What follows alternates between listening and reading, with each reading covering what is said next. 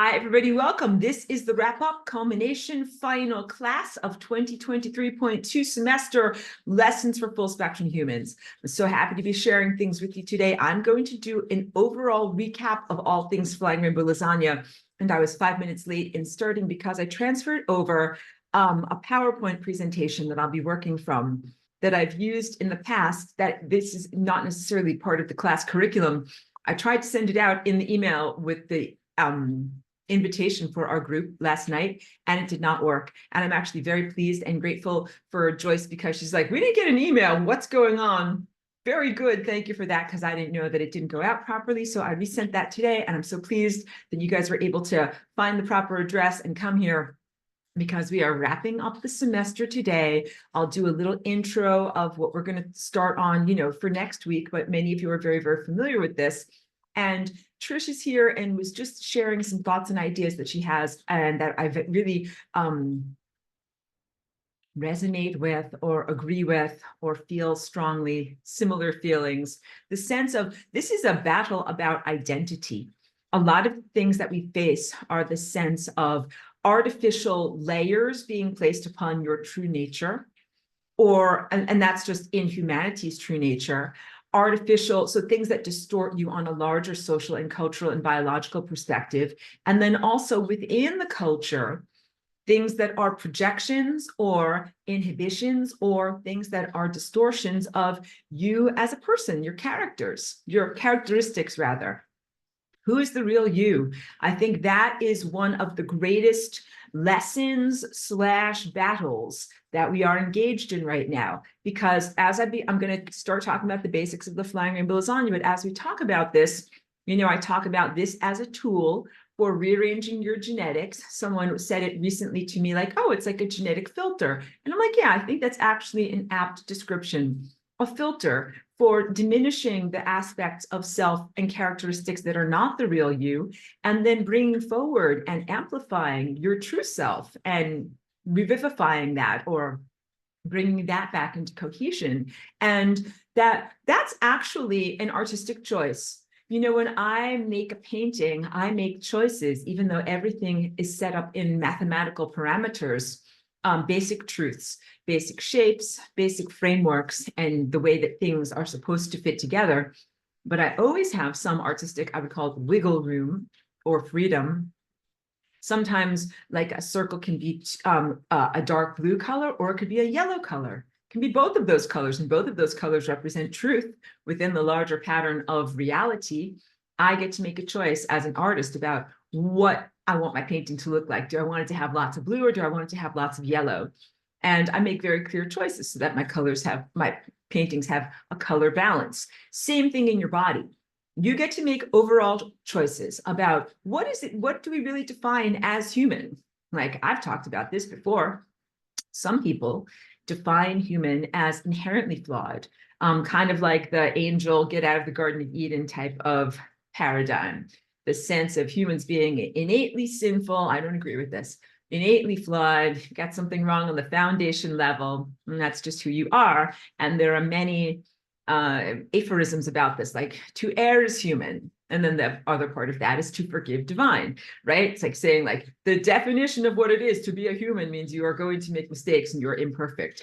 But I have a very, very different definition of what it is to be human. I don't include your psychopathology. I don't include your pathogenesis. I see those things as overlays, not only death being an aberration or a non-original personality characteristic, not only many lower emotions that emanate from the experiences of suffering and loss and death, things like grief and sadness and, torturous suffering. That's not the real you.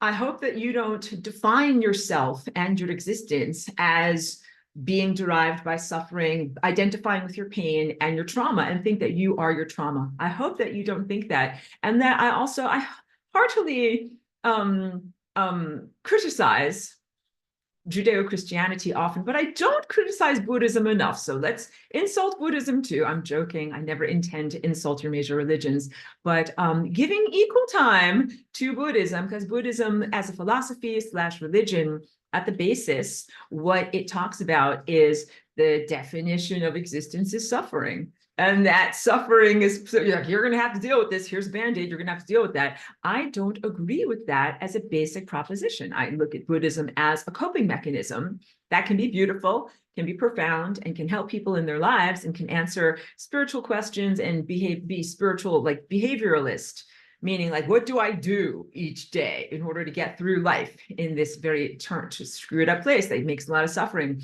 So it's a way of being able to get through life without much more suffering, but I don't necessarily validate its preconceptions.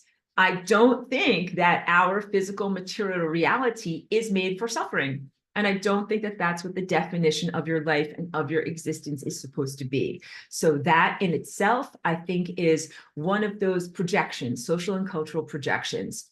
And then there's so many other things. So you have cultural, religious stuff about death, the definition of what it is to be a human. And you're born into this collective, and they kind of define you, and they say, hey kid, like, this is what it is. Here's another one. Life isn't fair. Little tiny children actually have a huge sense of cosmic justice and righteousness. And if you say, we will receive 3 ice cream cones at the park today, and then that does not happen, little kids will stamp their foot and say, you said, that's not fair. And what does mom and dad say? I mean, you guys might have had this experience in your life. They say, hey kid, life isn't fair. Whoever said life was fair? And when that happens, it crushes that tiny soul. That's like a dent in the car. Every time you hear that, because it's a lie, it's not true. Life actually is fair. There is karmic justice. There is overall cosmic law. But hearing that in this world of distortion, it's part of that, Trish describes it as the shadow. These are just words to be able to use, but it's the artificial, unreal overlay of personality characteristics, including the crushing acceptance or expectation that life is not fair. You can get rid of all of that. You can take all of that off the way that you would take off a t-shirt, peel it off. But that is not, these are layers, and that is not the real you. And the real you is a different set of characteristics.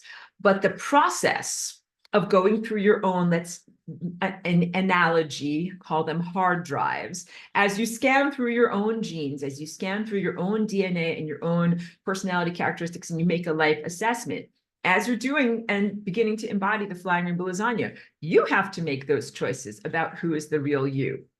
So I've also said that this is lasagna is analogous to a Rubik's Cube solution. That when we think about a math solution, we think about like a static number, 2 + 2, and then the solution equals 4. It's a number.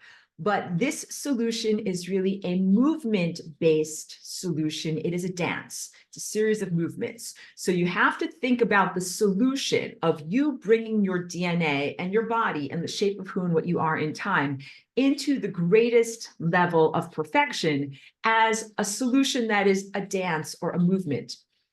Each person has totally unique DNA structure, and that's very positive. It is so positive not to be a clone or a replicant, because genetic diversity ensures the strength of the overall system and is one of the levels of encryption that is part of like the overall redundancies and fail-safe of being a part of this system that is called life. Everyone is not the same. Everyone has their own unique genetic code, your unique soul journey, as well as consciousness, your provenance as an antique, and where you've come from and where you're going. And that also means that the solution, what we're solving for in this equation, is going to be a different answer for each one of you. So this is not off the rack. This is not a shirt, skirt, or dress that you just have small, medium, or large, and you just take it and put it on and it kind of fits you okay, but not perfect. Each one of these solutions must be tailor-made, must be customized to exactly where you were born. What is your genetic heritage? What's your ancestry? What's your soul? What have you been going through? What are the lies that have been perpetrated upon you? What is the healing that you need to experience for the rectification? And then what is that final version or vision of you going to look like? And so much of that involves personal artistic choices. So when we think about this as like a Rubik's Cube, some of that is just based in mechanics, and you're not necessarily making artistic choices. You're like, hey, if it makes a whole side blue, it works. And then it's not about artistic choices. But some things that we're talking about, so some parts of this genetic dance of flying rainbow lasagna are just math. It's like, look, don't argue. When the side is yellow, you know you're done. You know you fixed it, right? But then some things are anthropomorphic on the level of your humanness, and you're really making choices on a character level about who is your real character. And that has been the great challenge that we have faced as a collective and as individuals while going through the ascension process, and also being subjected to the enormous magnetic impact of the extrasolar body that is moving through our solar system right now. That is like a wrecking ball, like a big giant magnetic bowling ball that affects and wildly destabilizes and perturbs. Like imagine, you have this invisible magnetic bowling ball that's going through my house right now. And it's like, look, something is happening. I'm wildly gyrating out of control. And then it's done. And they're like, okay, it's like smooth everything down. Like, let's get back to ourselves. Like, that's what we're going to do over the next couple of years, because this encounter that we've had, like, it perturbs Earth's magnetosphere. That's the energy field that is shaped like this, that is a protective force field around our planet that is meant to make sure that we only get the correct information and sustenance from our sun. And instead, we've been like wildly destabilized and at times, perturbed in that shielding. Our shields have been crazily distorted. You've been influenced by something, that's not the sun. And you've also been influenced by many pathogenic forms of consciousness and fragments that have been grandfathered in, that are part of the system that you're in, that have already been here for a long amount of time. So some of that is cultural stuff that's bubbled to the front. Some of it is government stuff or nation state stuff. Some of it is dark magic or satanic stuff.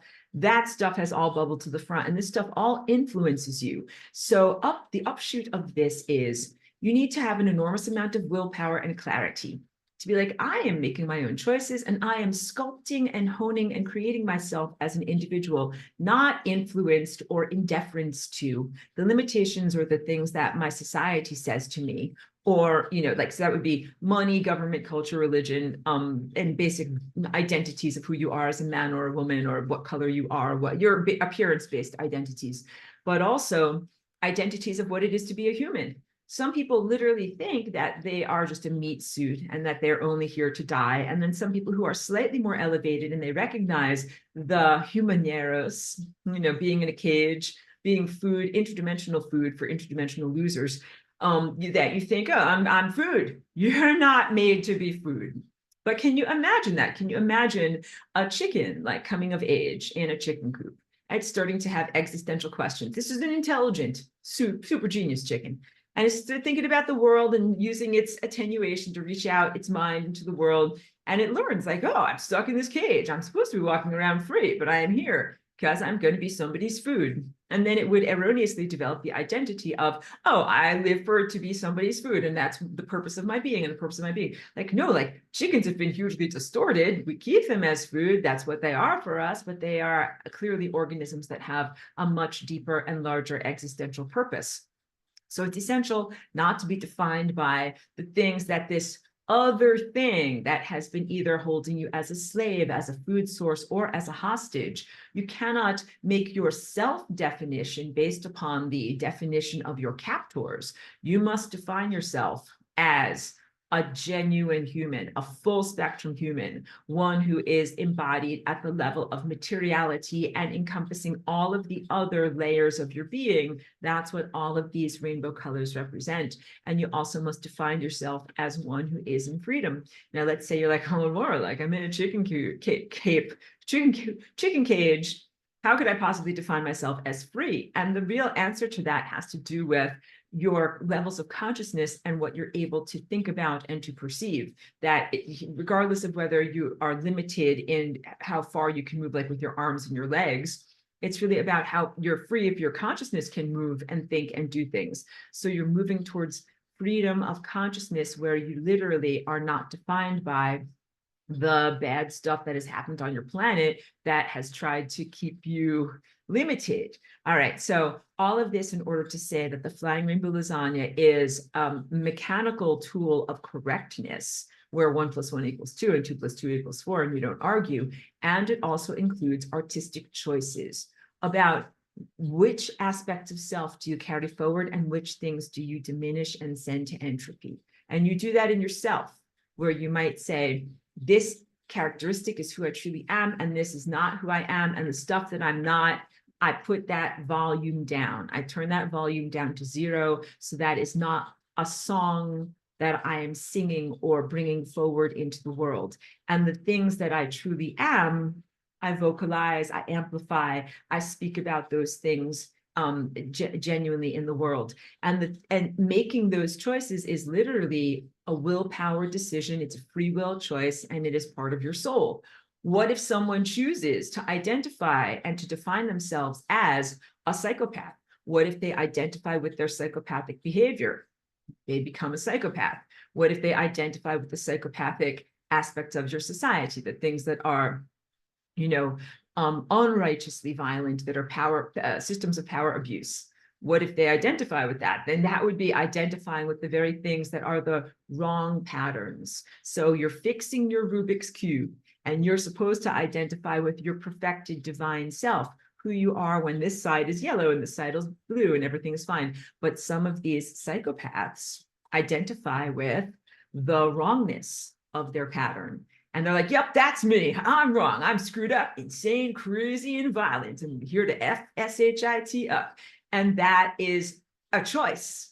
So this is deep stuff here about how you choose to identify, but everything is not the same. Everything is not like one giant flavorless, giant continuum. There's a very, very real distinction to be made between Rubik's Cubes that are correctly shaped and solved and Rubik's Cubes that are not correctly shaped and solved. So clearly, if you misidentify as self with your flaws, wrongnesses, and psychopathology, then you will have a very, very different unsuccessful result than if you identify with the perfected parts of yourself. Because what happens is at a certain point, a giant fire hose of information flows through the system. And if your Rubik's Cube is correctly shaped, then it flows through in frictionless bliss, and you identify with and energize all the things that are truthful. But if you've identified with lies, distortions, and outright aberrations, and you're holding on to them and clinging to them as the definition of self, then when the light of truth flows through, it's like, oh, actually, that's not yourself. That's not who you truly are. That all of that stuff is not stuff that's supposed to exist. You're like, but wait, I define myself based upon stuff that's not supposed to exist. Then essentially what you're saying is you define yourself as something or someone that doesn't exist. This is what we're really getting to. Some very, very profound truth about people or characteristics that do not exist. So I have my PowerPoint. I'm going to share it all with you. The basics right now that I'm going. So this is our culmination of the semester. We're going to start the semester again next week with level 1, lesson 1, January 17th, still doing it at 2 p.m. And of course, anybody new who isn't already enrolled, I'm encouraging you and inviting you to enroll formally. And you can also enroll by becoming a patron. And the details are always going to be in the comment section of this video. And I always love and accept if people don't have like money type of currency. I have wonderful barters and trades, and people have sent me lovely things. So don't let that be the defining factor in holding you back. If you'd like to be officially a part of this class, and the way that you officially get to be part of this class is you get the recorded whiteboards from 10 years ago, and you get to you can download and save them for forever. And that way I feel like you're getting the whole class. Many, many wonderful people watch my lectures on YouTube, and they don't necessarily get all the backstory, but you're probably filling in the blanks. But if you would like to have access to all the materials, they'll probably help you on your journey.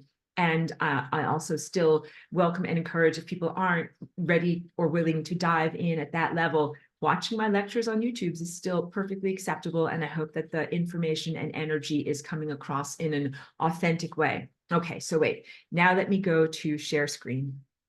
Get my little thing here too.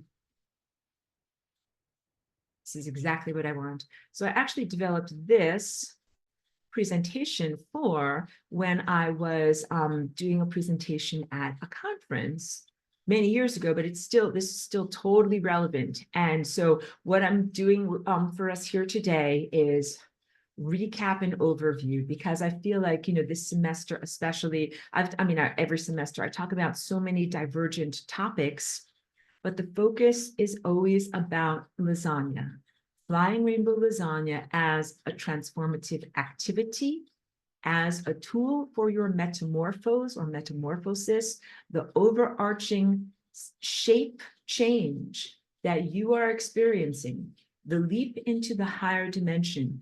This is everything. This is everything right now. This is really the focus of everything. So talking about the hurdles, obstacles, poopy, crapola, nonsense stuff, and all of these things, and misidentifications is a little bit not the focus. The focus really is flying rainbow lasagna as both a tool for genetic rectification, a tool for timeline rectification, a tool for transforming your whole entire planetary infrastructure. But that's like doing the dishes. That's like, you have a lot of dirty dishes and stuff that's not supposed to be here. Let's clean up and fix stuff. But the flying rainbow lasagna is so much more than merely a cosmic scrub brush for fixing stuff. It is actually a paintbrush to be able to create a beautiful reality. So I've been very, like you, alongside of you here, embattled and limited and having a lot of challenges. And I use lasagna a lot as a way to be able to supersede and get past those challenges. But for me, the lasagna is always meant to be not merely an antithesis or response to the thesis or stimulus of evil, but lasagna being its own impetus, its own motivation, its own joyful activity. So to put this in clearer words, I don't lasagna against evil. Although a lot of the times I lasagna against evil, I lasagna in response to evil and, do all sorts of transformations in order to fix the time field. But it's like saying I paint a painting against evil. I don't. I paint paintings as an impetus of purity, beauty, goodness in the world, as something that's an artistic expression and an exploration of truth and divinity, because I don't want you to define yourself. This is identity stuff, like what I introed us with. Define yourself as the antithesis to evil. You're not anti-evil. You are you. And then evil is something that's some poop crapola that you got to clean up around here, but you're not defined as the cleaner upper. You're not defined as the thing that is evil, because then what evil tends to do is say, hey, babe, you're nothing without me. You need me to define you. And that is also the essence of duality, when flying rainbow lasagna is actually the embodiment of non-duality. So flying rainbow lasagna, it means that you do not have to require darkness in order to perceive light. This is another part of the real challenge of shadow work, that it is perceived that it's necessary to have a darkness, a shadow, an evil, or something that is, nonsense or poorly arranged, in order to be able to perceive by contrast things that are light, things that are beautiful, things that are good, things that are God, things that are positive and happy. That is the dualistic viewpoint. And the dualistic viewpoint comes largely from the contrast in our eyesight, where we perceive light versus dark, light versus shadow, and build a volumetric picture of the world around that. But flying rainbow lasagna really says you don't have to have that dark stuff, that evil stuff, that suffering stuff, in order to have the other stuff, which would be the light, the joy, the life, the longevity, and coherence. These two things actually are not supposed to be in the same world together. And you can have a very, very, very, very, very, very, very, very, very happy and amazing good life without evil, without all of the inhibitions that have been trying to prevent your awakening, prevent your self-cultivation, prevent your consciousness from either growing and evolving, or moving and transforming and flowing into new states. You actually don't need these obstacles and these hurdles. So that's some of the big lies. The obstacles and the hurdles, they say, we're your teacher. We're teaching you. It's a school. We're necessary. And I hope you can hear the dripping sarcasm in my voice, because it's not true. It's totally not true. They're insane. They're in this insane asylum. You're moving through this insane layer of reality where they're happy to propose to you that they are your teachers. Please don't accept their proposal. So you reject that. That's part of the stuff that goes to entropy. Their proposals go to entropy. All of these things and these impulses actually go to entropy. Wait, I'll go back to my face and talk about this a little bit. All of those things go into a state of non-existence. So this shape and what you are doing with your embodiment and with your genetic dance is actually the definition of non-duality, of moving beyond good and evil. This does not mean that I call it kumbaya with evil, kumbaya with doo-doos. No, you do not have to hug and kiss demons or like make nice or have a picnic with them or whatever it is. That is not what you do in order to resolve evil. And that's also the equivalent of encompassing it into you, being like, like I fought against evil, I fought against evil, I fought against evil. And then evil at one point is like this, this is evil. It's like, stop fighting and get along, I'll be your friend. And then you'd be like, come here, evil, hug me. And evil comes in and you hug a big poopy hug with evil. That is not what we are doing. That is not what we are doing. That is not non-duality. That is not the resolution of duality into non-duality.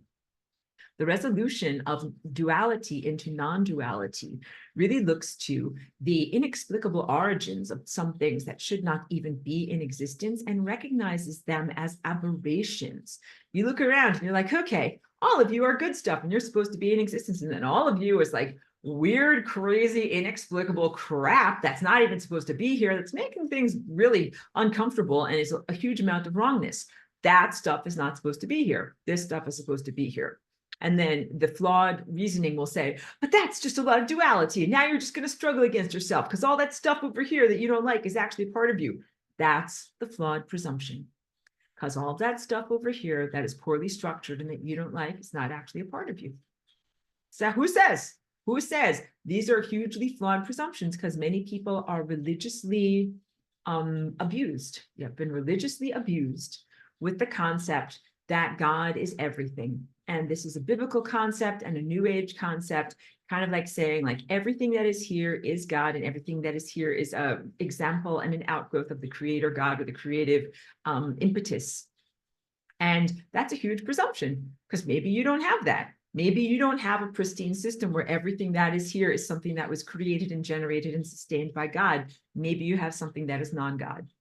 And as soon as you think that thought, that is liberation. Imagine living your whole entire life in a house or an apartment or a farmhouse or whatever, where there's like tons of junk. There's stuff that's like rotten. There's stuff that's like dead batteries and, rat turds. And then there's also like old clothing, laundry, some old plates with crusts of peanut butter and jelly sandwiches on it, some stuff that you actually use and like, but just a huge mishmash of objects, a teetering, like whatever, disarranged nightmare of all these different types of things in there. And being told that every single thing that's in there is a masterpiece, a work of art, something that was made by a master craftsman, something that you should keep forever, something that's supposed to be there.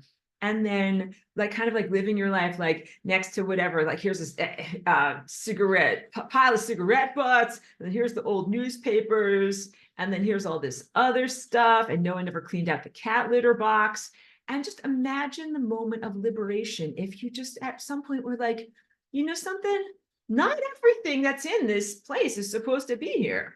Like that moment of liberation when you start to be like, some of this stuff is trash and junk. And then the next moment of liberation when you start to take out the trash, when you get the big giant plastic bag, and you're like, old newspapers, cigarette butts, cat poops, whatever, used up underwear, go. And then you actually get to live your life. Like living your life in the other way is being a prisoner, is being imprisoned by garbage and trash, flotsam and jetsam, but also some stuff that's inherently obstacles. Like there could even be landmines and things that are booby traps in the house. There's like, don't touch that booby trap.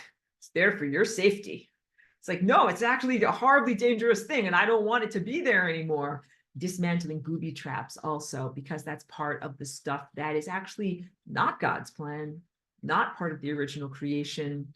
not things that are helping you in your journey, not things that are moving you forward. The great moment of liberation comes when you look around at the world and you're like, some of this stuff is good and some of this stuff is evil. Some of this stuff is crap. Some of this stuff should not be in existence. And what is my response to that? Instead of you having to do backbends of contortion so that you can accept, giant smelly piles of cigarette butts and, cat doo-doos and say like, somehow that's part of God's plan. SpongeBob face.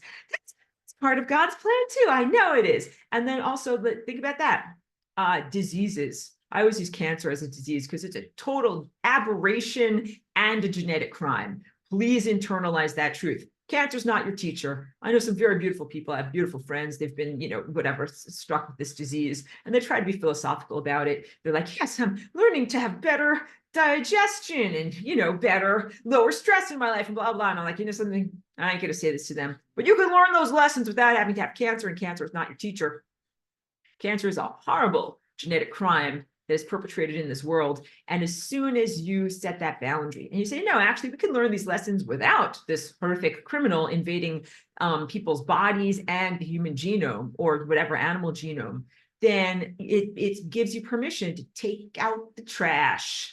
So a lot of these justifications happen as protective mechanisms when an invader is inside of your body, like a pathogen, specifically a parasite. Parasites have these protein coatings on top of them that often have signals like hormonal signals and other things, because you've got white blood cells and other forms of body cleaning systems that are going to find these parasites, and they look at these parasites and they kind of feel their face and they're like, hey, are you friend or foe? And the parasites are like, I belong here, I'm a friend. And then it takes a lot to be able to get past those disguises and see the true thing. Like, you're not a friend, like take off that Scooby-Doo mask, you're actually a disgusting parasite and you need to go.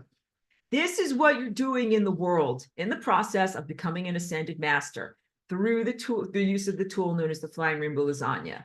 You are making distinctions in your own body, in your own life, in your human dynamic, and in your soul's consciousness journey about what is really God, what is really divine intelligence, and what is stuff that's parasite that's not supposed to be there. And the parasite often says, I'm supposed to be here. And then you dig a little deeper and it says, I'm not supposed to be here. I'm actually an invader, but I came here a long time ago, and I'm here to teach something to you. And you can't accept any of that. You get it? It's like the ultimate couch surfer. And the couch surfer's got a lot of, I'm going to use that word again, chutzpah, which is not a good thing. That's Jewish word for gall or unbelievable overreach. It's like, I've been sleeping on your couch for 25 years. I'm supposed to be here. Like, that is chutzpah. You are not supposed to do that. So you call this out and you're like, you can't do that. You're not supposed to be here. You need to get out. But me, my 25-year tenure, my ancestors, I was birthed on this couch, all those different types of things. It's supposed to get out. The concept, can God have a parasite? Can God have something inside of God's self that's not supposed to be there? And initially it wears a mask and it's an imposter. And it says, I'm supposed to be here. And then you're like, it's supposed to be here. And it says, I'm here to teach you a lesson. And then you reject that. And then you're like, no, you're not here to teach me a lesson. Get off my couch.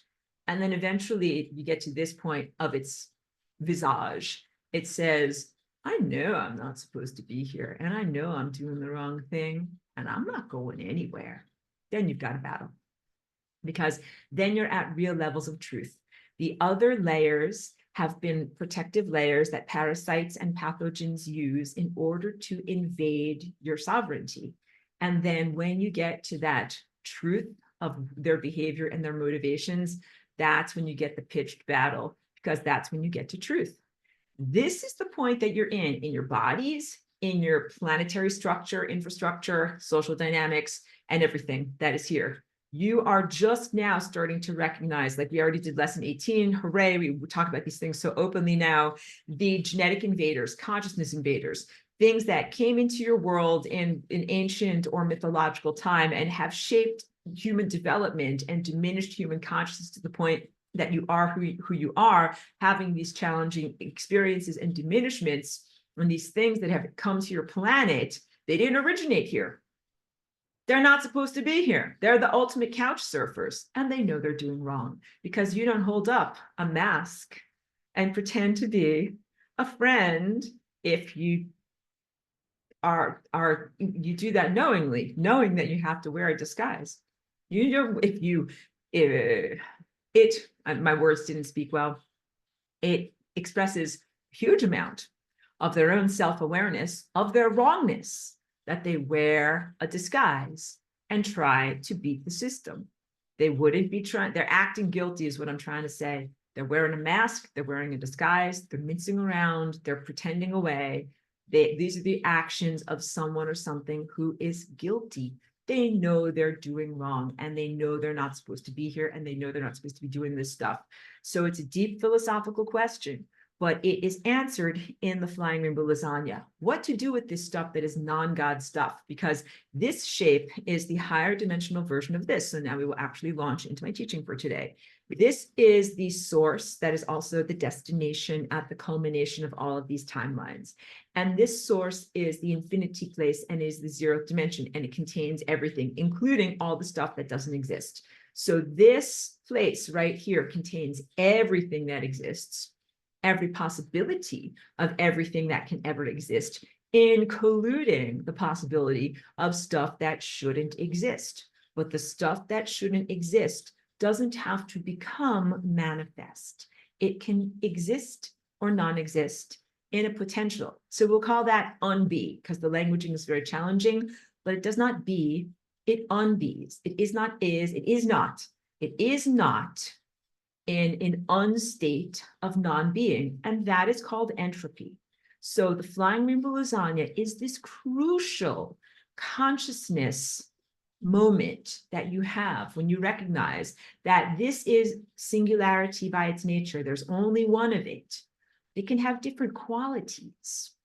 When it is in this position over here, it is in the position of energy, beingness, movingness, hot, fast, containing infinity, having everything. And then when this infinity point is in this position down here, the lower position, it is entropy, non-being, nothingness, stuff that doesn't exist. You could think about this as like, something that flashes on and off, but really it is one thing that achieves two different qualities from being in different positions. Hey, here's the world and all the stuff that exists. And then, hey, here's the world that doesn't exist, or one of the many things in the world that doesn't exist. Here's all the giant crapola stuff that doesn't exist. This is what you do with all the stuff that is trash and crap and obstacles and impediments on your journey. Bring it to a state of entropy. And the bringing it to a state of entropy is not like a cruelty, which can be very, very challenging, because in a lot of theology, it is presented as a punishment and as a necessary cruelty. And the cruelty is also presented as a preventer of recidivism. That's when you do a crime over and over again, because it's like little bunny foo-foo. Did you guys remember that from kindergarten or nursery hour or whatever? Little bunny foo-foo hopping through the forest, scooping up the field mice and bopping them on the heads. And then the good fairy came down and said, bunny foo-foo, if you keep doing that, something bad is going to happen to you.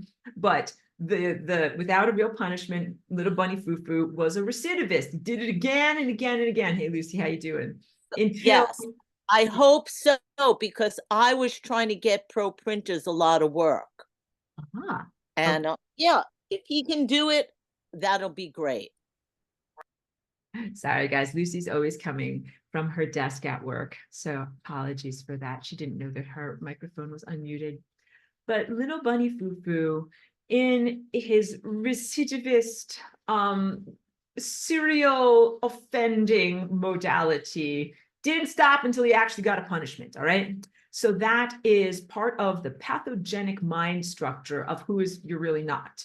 But that's what's here on this planet, that the concept of theology with punishment and behavioral control is you must be told that there will be a consequence to your negative behavior, otherwise you won't stop. That's part of why hell is the concept of hell is invented, created, and upheld as a cautionary tale, and you better not do this. You guys are bunny foo-foo. You get it? Like they were teaching you this in kindergarten. Don't be naughty, and I'm going to give you 3 chances, but then if you're not good, this is what's going to happen. And that's pretty much the theology of Christianity. you have many, many opportunities throughout your life to move away from your quote unquote sinful nature. But if you don't do it, then boom, lake fire for you. You're going to get the punishment. And none of that is what entropy is. All right. So entropy is the removal of energy. Energy is an impulse. Like you can imagine, I'm tracing a waveform across your screen, and that could be either a music. Is my music on? Let's play music today. This could sound crazy.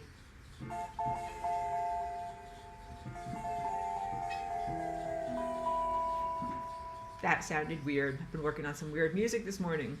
But anyway, in fact, that was so weird, it kind of made me lose my train of thought a little bit. It's a waveform. A waveform is information, and it's flowing, and it has energy.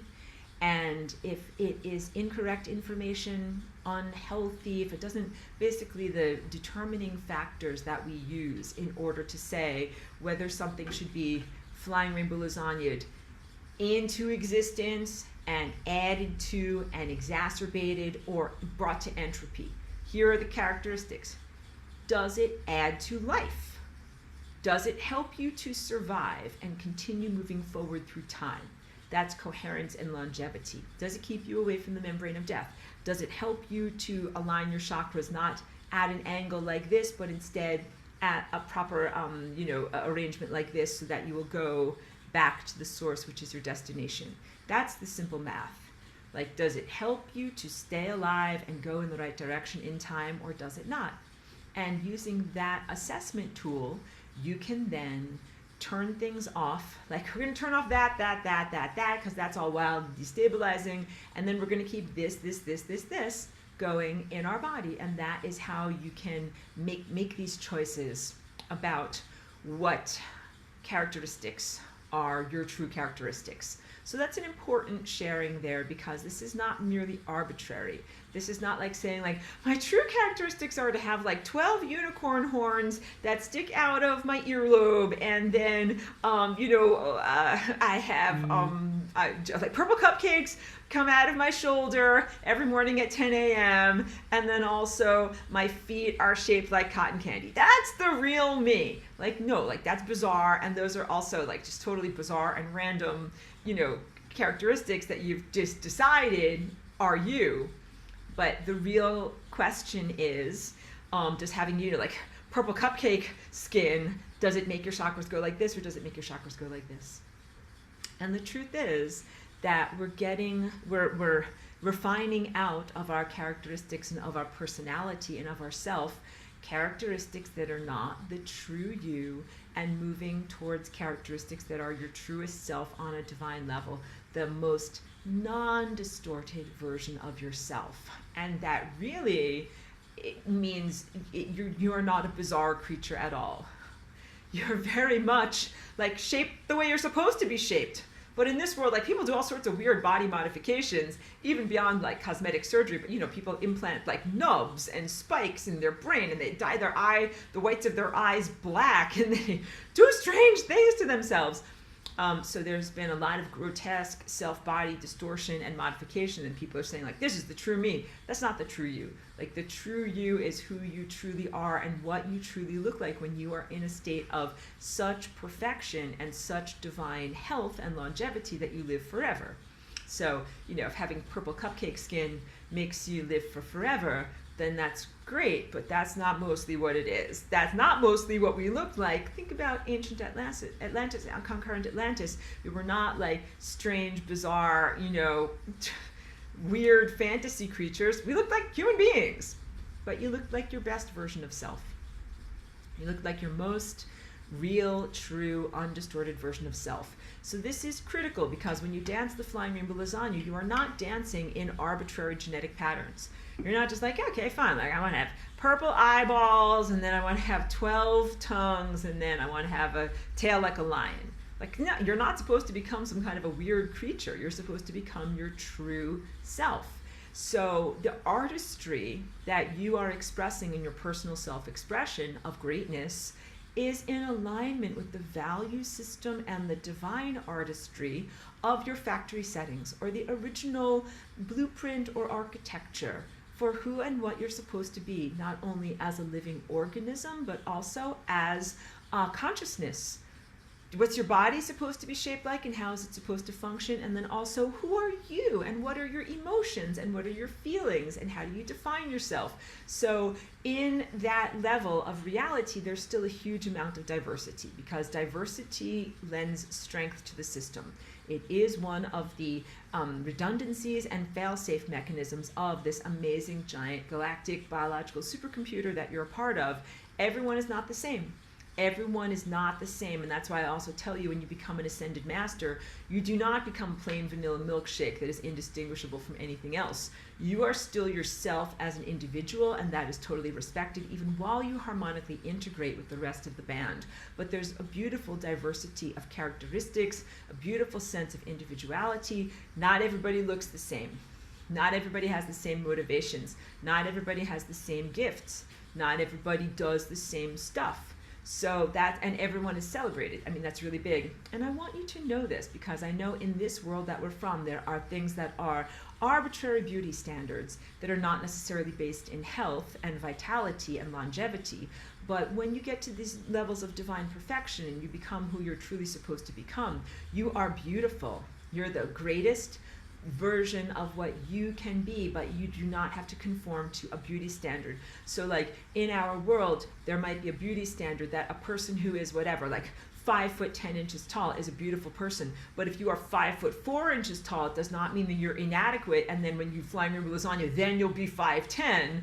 No, not at all. What it really means is that we're changing our society and moving back into that level of ascended mastery, where if you are 5'4", that's the perfect size of who and what you're supposed to be like, and you're supposed to have that as your divine blueprint and like find health and vitality in that size and shape. So it doesn't, like my dog is a little dog, and she's a little tiny chihuahua, but if she achieved her genetic mastery, it doesn't mean that all of a sudden she would be like the size of a Great Dane or anything like that. She is that size in her mind. She is a legend and a giant in her own mind, but for her, achieving these levels of health and vitality would be her greatest self as a chihuahua. And that is big. So this is part of getting rid of the cultural expectations of what is divine beauty and moving into a cosmic definition, defining beauty as divine connection, perfect states of health, perfect states of longevity and coherence.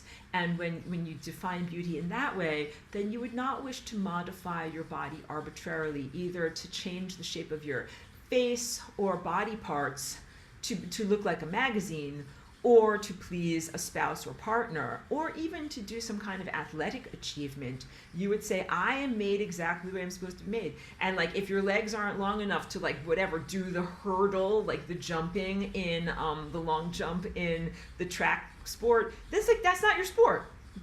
Your legs are shaped differently, and you're supposed to be a totally different something. So that's it. Like, my dog does not swim very well. She's not a Labrador. Labrador retrievers love the water. My dog is a little cold chihuahua that does not enjoy getting wet. So everybody has their unique qualities celebrated. This is a big backstory in terms of being able to tell you what we're about to do or learn about with Flying Rainbow Lasagna. But just please know that this is not an ego-based, not a culturally based, or a whimsical or arbitrary self-transformation. That this is very much a rectification, a bringing you back into the ideal form of how you're supposed to be, the ideal patterns of how all of you are supposed to come together as a society, the ideal patterns as to how life in our world or on our planet is supposed to unfold. All right, so with all of that being said, now I finally get into the presentation, because I'm gonna teach you and remind you all about what Flying Rainbow Lasagna is. So this is from the workshop of how to actually do the dance. I'm gonna teach you how to actually do the dance, all right? All right, so first of all, what is the Flying Rainbow Lasagna? It is a higher dimensional torus shape. You see me hold up this little yellow sculpture all the time. That was the proto sculpture. It got broken. Now I have the second level. I've made it again. The Flying Rainbow Lasagna is the higher dimensional form of this torus, which is the shape that you are in right now as you are working to be able to jump into a higher dimension and become a flying rainbow lasagna. So I say, what cube is to tesseract, torus is to flying rainbow lasagna. That is math talk. So math talk, oh my goodness, these are analogies so that you can use that as a map for what these things are. The tesseract is the higher dimensional shape of the cube that you are quite familiar with from your third dimensional level of reality. The torus is like the cube. It is a three-dimensional object, and it is not necessarily moving through time, even though I teach you all the time it's moving in these figure eights, so it's a loose analogy. But the flying rainbow lasagna is the higher dimensional version of the torus, and both of these shapes are actually dynamic shapes. So I'm always holding this up as a static sculpture, but it has movement, not only spinning around like this in rotation, but it has movement in oscillation up and down. And it's actually that oscillation up and down that creates this waveform presence. And that's why you see me move my hands like this, because that's actually what's happening inside of my DNA, all right? So this is how my DNA is actually, it's an undulative move. So you can get the sense of how graceful it is. And it is formed by the oscillation of the singularity between various positions. You can see in my diagram, up here and down here. The flying rainbow lasagna is like a pencil with an eraser. I finally have one to gesture with. You can see it in my thumbnail. That makes it possible to rewrite DNA and events in reality. So before I move any further forward with that, your DNA is a bridge of light that connects the potentials of an abstract layer of yourself that is just pure time potential, and the embodiment layer of yourself that has materiality and goes into events and opportunities, goes into a niche that is created. So when you change the shape of your DNA or the behavior of your DNA, you're not just changing the shape of your nose, eyeballs, making purple unicorn horns come out of your earlobes or whatever. You are also changing the events of your life, because DNA is really the potential for events in your life. So DNA, more succinctly put, is not merely about your protein structures and how to fold proteins that end up looking like you, or like what's the color of your eyes, or what's, how long are your toenails, or something like that. The flying rainbow lasagna and DNA really are a connection to the events of time. Like, right now, are you sitting on a couch? Are you walking someplace underneath trees, riding a bicycle? Any of those things is an activity or an event, opportunity, or a niche. A niche is like a place where you put a sculpture in the wall. It's an edifice that holds your consciousness. It's stuff that's happening. Your DNA and the patterns that your DNA moves in are these edifices of reality that contain your consciousness. That's all the stuff that is way too complex for human science to even touch with a 10-foot pole. We can't deal. And we'll just call that junk. So that has been determined as junk DNA. But it is not junk. It is literally a time determinant. And then you can be empowered, pardon me while I just drink over here. You can be empowered to connect with time directly and change and shift those patterns by emanating wavelets outward from your own body. So you're a powerful emanator and rectifier of time patterns. You don't just have time patterns flow through you. I have a lovely friend who said to me one time, sometimes the day happens to you, meaning sometimes life is out of your control. You are not just merely a person that's like a stumbling, bumbling rock, and then you get pushed over here and then rolled over here, and the day happens to you and then you end up someplace. Far from it, although that is the disempowered view. To err is human, and you're also just a stumbling, bumbling rock or a ping pong ball or whatever, kind of rolling all over the place. No, you actually are divinely structured and moving in very intentional, non-arbitrary patterns. So when I say that this is like a pencil with an eraser that can change events in your life, this is similarly non-arbitrary. that part of what I teach you is about the value system of what matters. What should you use your superpowers for? What should you both write into existence? What should you erase? What are how do you make these choices and how do you do that? That is largely a customized question for each one of you. So you can take my life, my artistry, my patterns and tendencies, and you can apply them as an analogy to your existence, but the answer must be unique to you. So I'm not like one of those art teachers, if you've ever been to art school. Some of the old school, like the very formally trained art teachers, they have no problem at all with grabbing your pencil out of your hand. You're going like this, you're like painting in live class, and they look, they're like standing back there. They just walk up to you, they go like this, and they just like that, and they give your pencil back to you.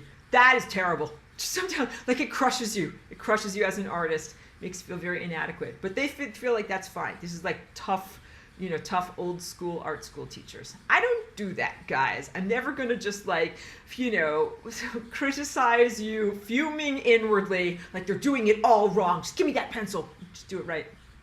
I'm not gonna do that for you, because it is essential for you to have your free will and your sovereignty and to learn how to do it yourself.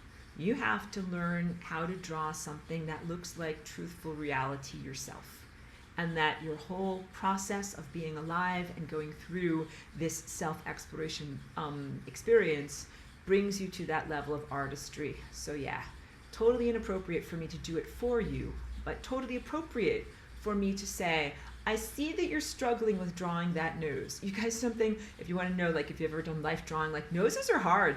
Your noses are very hard to draw realistically. Be like, this is how I would do it. And I would have my own sketchbook. And I'd be like, see how I did that? I drew that just like that. You can do something similar. And then I would leave it to you to do something similar. That's me being a super conscientious art teacher of reality, because everything, if you haven't noticed so far about me as a teacher, is about encouraging you, empowering you, and reminding you of your greatness, because your dormant powers inside of yourself are actually super. You are amazing. You have all of these capacities that are inside that my job is to remind you of and to help to bring those capacities forward. So know that they exist inside of you, and know that under the right conditions and with the right encouragement, that they will come forward for you as well, that you will reach those levels of perfect artistry and empowerment. Okay, so wait, now back to this. I'm so actually pleased that we're doing this PowerPoint today, because the next thing is, so the pencil with an eraser, it's non-arbitrary. We're actually trying to make a nose look like a nose, do it the right way. The Flying Rainbow Lasagna brings together formerly separate realms, or I sometimes say formerly divergent realms. For example, the past and the future, or the inside and the outside. That is another big, huge thing. That's a huge thing to be able to do. It literally means that things that used to be separated by a gulf of impossibility, that they could never know about each other, interact, or share information, now become capacitated to see each other, share information, know of each other's existence, interact in some way, even have commerce in some way by utilizing the Flying Rainbow Lasagna. Once again, I emphasize that this is a non-arbitrary bringing together of formerly divergent realms. So it doesn't mean like, oh, that's it, like boundaries cease to exist. Boundaries, screw you. And now everything is all just one giant mush, a soup, or like mashed potato. That have just mashed reality and everything is mashed together. No, that is not what you have. The Flying Rainbow Lasagna does not destroy the harmonic structure and infrastructure of the cosmos. It exacerbates it. It amplifies that beautiful harmonic divine perfection.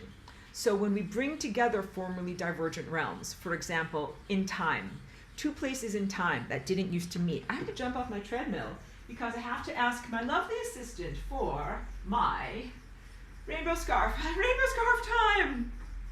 I pull the rainbow scarf out of a magic hat, the rabbit can run away, and now we talk about, reality fabric using this thing. If I'm supposed to put these 2 points of the fabric of space and time together, that's supposed to happen. But I'm not necessarily supposed to just wad this whole thing up in a random way and then just make a mush. That would have a lot of time events touching each other and interacting with each other in unwholesome, non-life-giving ways. So it's very precision. The precision with which we perform this absolutely matters, so that what you end up doing is adding to the structural stability and increasing the intelligence of the cosmos, not decreasing its structural integrity by creating more random, arbitrary energy out of place, matter out of place, and literally reverberative trauma. So what you're doing is acting intentionally with very, very clear patterns in order to bring together places that were being held apart that should be together, that should be connected. So imagine if you have something like, whatever, 2 parts of your body, like, whatever, your left arm and your right arm, they've been artificially separated. And then you use Flying Rainbow Lasagna in order to make those realms communicative. So all of a sudden your left shoulder and your right shoulder can talk to each other. That is the rectification. It's like it was always supposed to be this way. It's not a random pattern. So another huge part of the self-responsibility and the artistry of what you're doing when you lasagna is to do the math correctly, to do the patterning correctly. So that's why I do a lot of my paintings, I do my paintings for me, but I also do my paintings to exemplify to you guys so that you can get a sense of what does an orderly place even look like. Because you're in mostly a low information world. You're in that world of like, cigarette butts and like a person in his house that's like a hoarder, like towering piles of newspaper and cigarette butts and whatever, uncleaned cat litter and things. It's like there's no information there. There's just a lot of crazy random crapola. And I do my paintings. Like, imagine if I could be like, I know your house is full of crazy random crapola. It's really uncomfortable over there. Come to my art studio. Let me show you what order looks like. And you come into my art studio. It's actually kind of just like here. Like, my house isn't perfect. The truth is, I have like, coffee cups places. I have my sweaters are all on the chair because I come inside and throw my sweater down on the chair. Things aren't perfect, but everything that's here is stuff that is intentional. I use it. It gets cleaned up on a regular basis. And the artwork is absolutely intentional. So my overall space of where I live contains relevant and intentional objects. And then within the 48 by 48 inch space that is known as a canvas, where the capital A art happens, everything is intentional. Everything is there for a purpose. And I want you to know that, like, especially this painting that I'm working on right now, it's been slow going because every color choice that I'm making, I'm like, well, that could be red, but it could also be orange, but it could also be yellow, but it could also be purple. And in some cases it could be green. And I get to make a choice about what that little part of that painting is going to be. And then I have to be consistent, and I consider it to be my thesis. I have to defend it. If someone asks me, like, why'd you make that part green? I have to be like, oh, because of this over here. It's allowed to be green because of this over here. So my paintings are totally not random. They are done according to a series of patterns and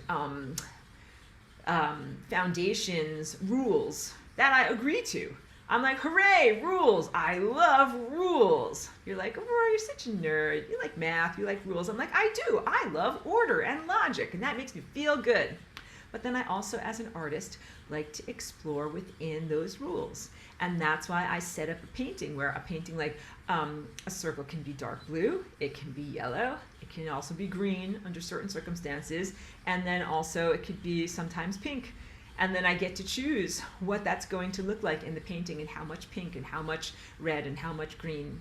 So I think it would probably, I did some paintings when I first got here as Aurora that were kind of boring because it was just like the basic rainbow. There were no real choices to be made. It was just like, oh, this is going to be red, and this is going to be orange, and this is going to be violet, and it's just the way it is.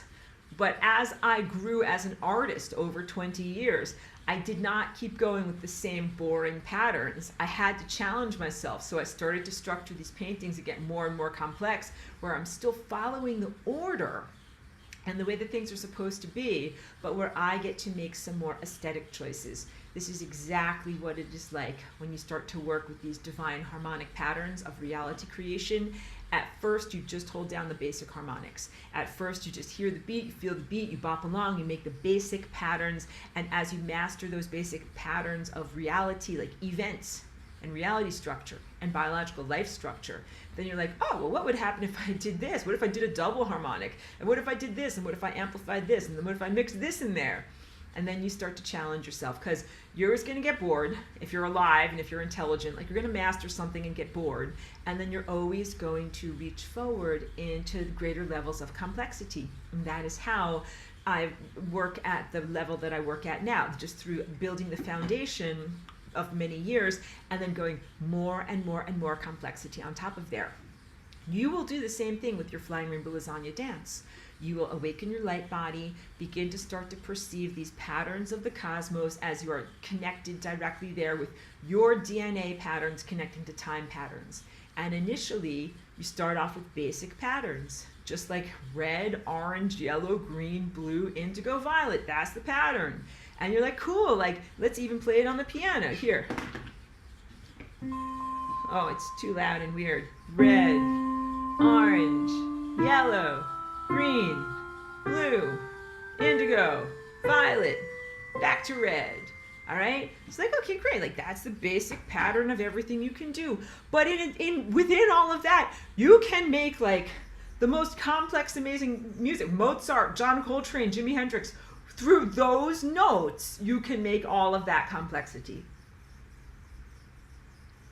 So you begin with the basics and the foundation and the mastery of that foundation, and then your ability to pattern grows. But the big emphasis here, as I'm an art teacher, I'm not going to grab your pencil out of your hand and be a big a-hole towards you, but I am going to teach you a value system.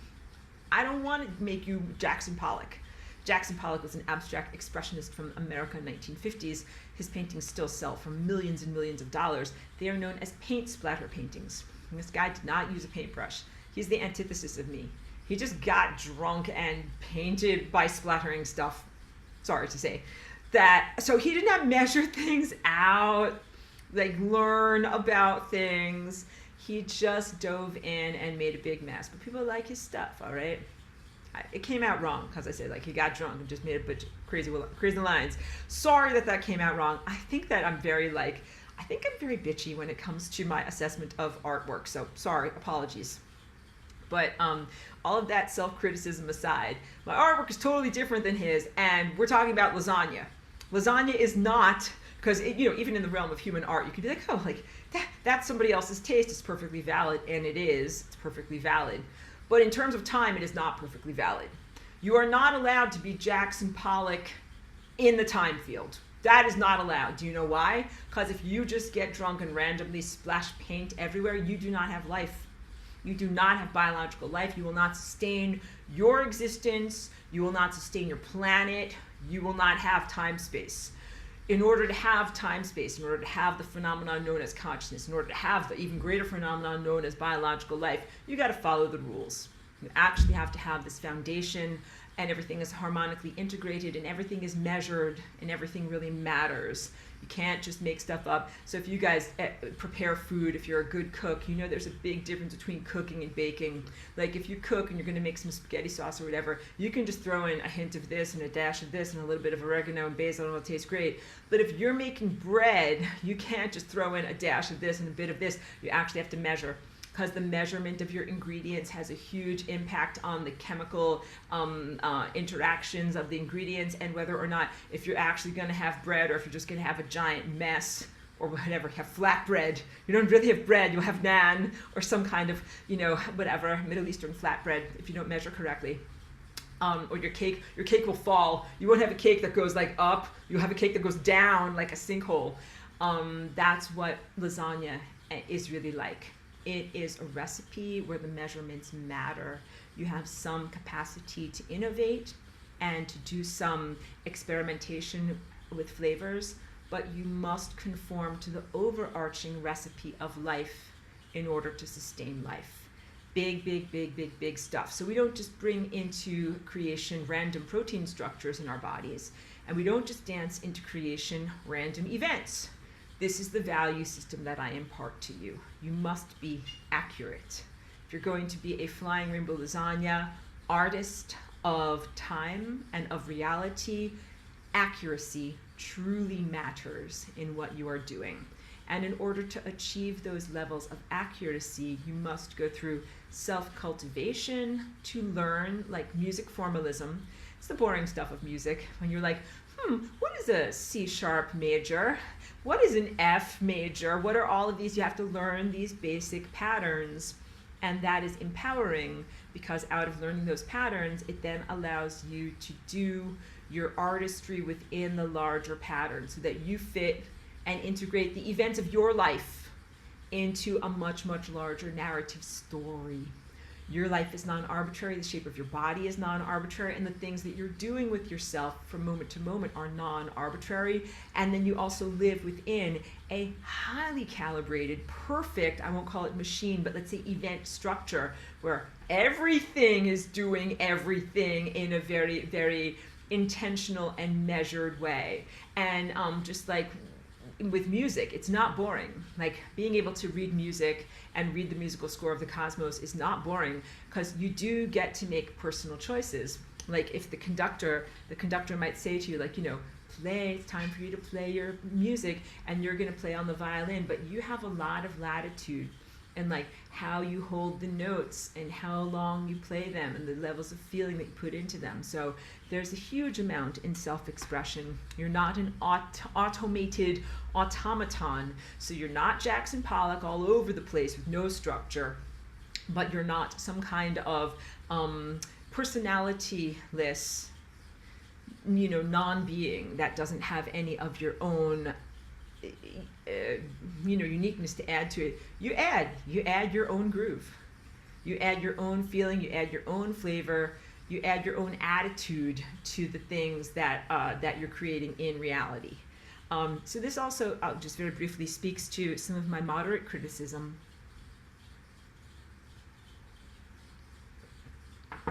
in the past, talking about other manifestation schools. And I love it because I talk about these things now. All of these ads show up on my YouTube. Sometimes it used to be like the Abraham Hicks vortex. I'm not critical of you if that was part of your journey of growth and you went through that stage, because Abraham Hicks vortex is kind of simplistic. It says like, get into the vortex. You got to get into a happy feeling state. And then mostly people are envisioning things that are materialistic rewards, like I got a vacation on a cruise ship, or you know, a fun whatever, you know, a new car, like some things that are kind of like materialistic and fun, but not necessarily things that are about the upholding the overall harmonic structure of reality events. Things that are like self-serving, but they don't necessarily fix and heal the fabric of reality. But that can be an effective level of growth. And then you learn, like, well, wait a minute, if I can manifest a Caribbean cruise for myself and my family, then maybe I can manifest world peace. Then you start to go in the right direction of how to use your magical powers for manifestation.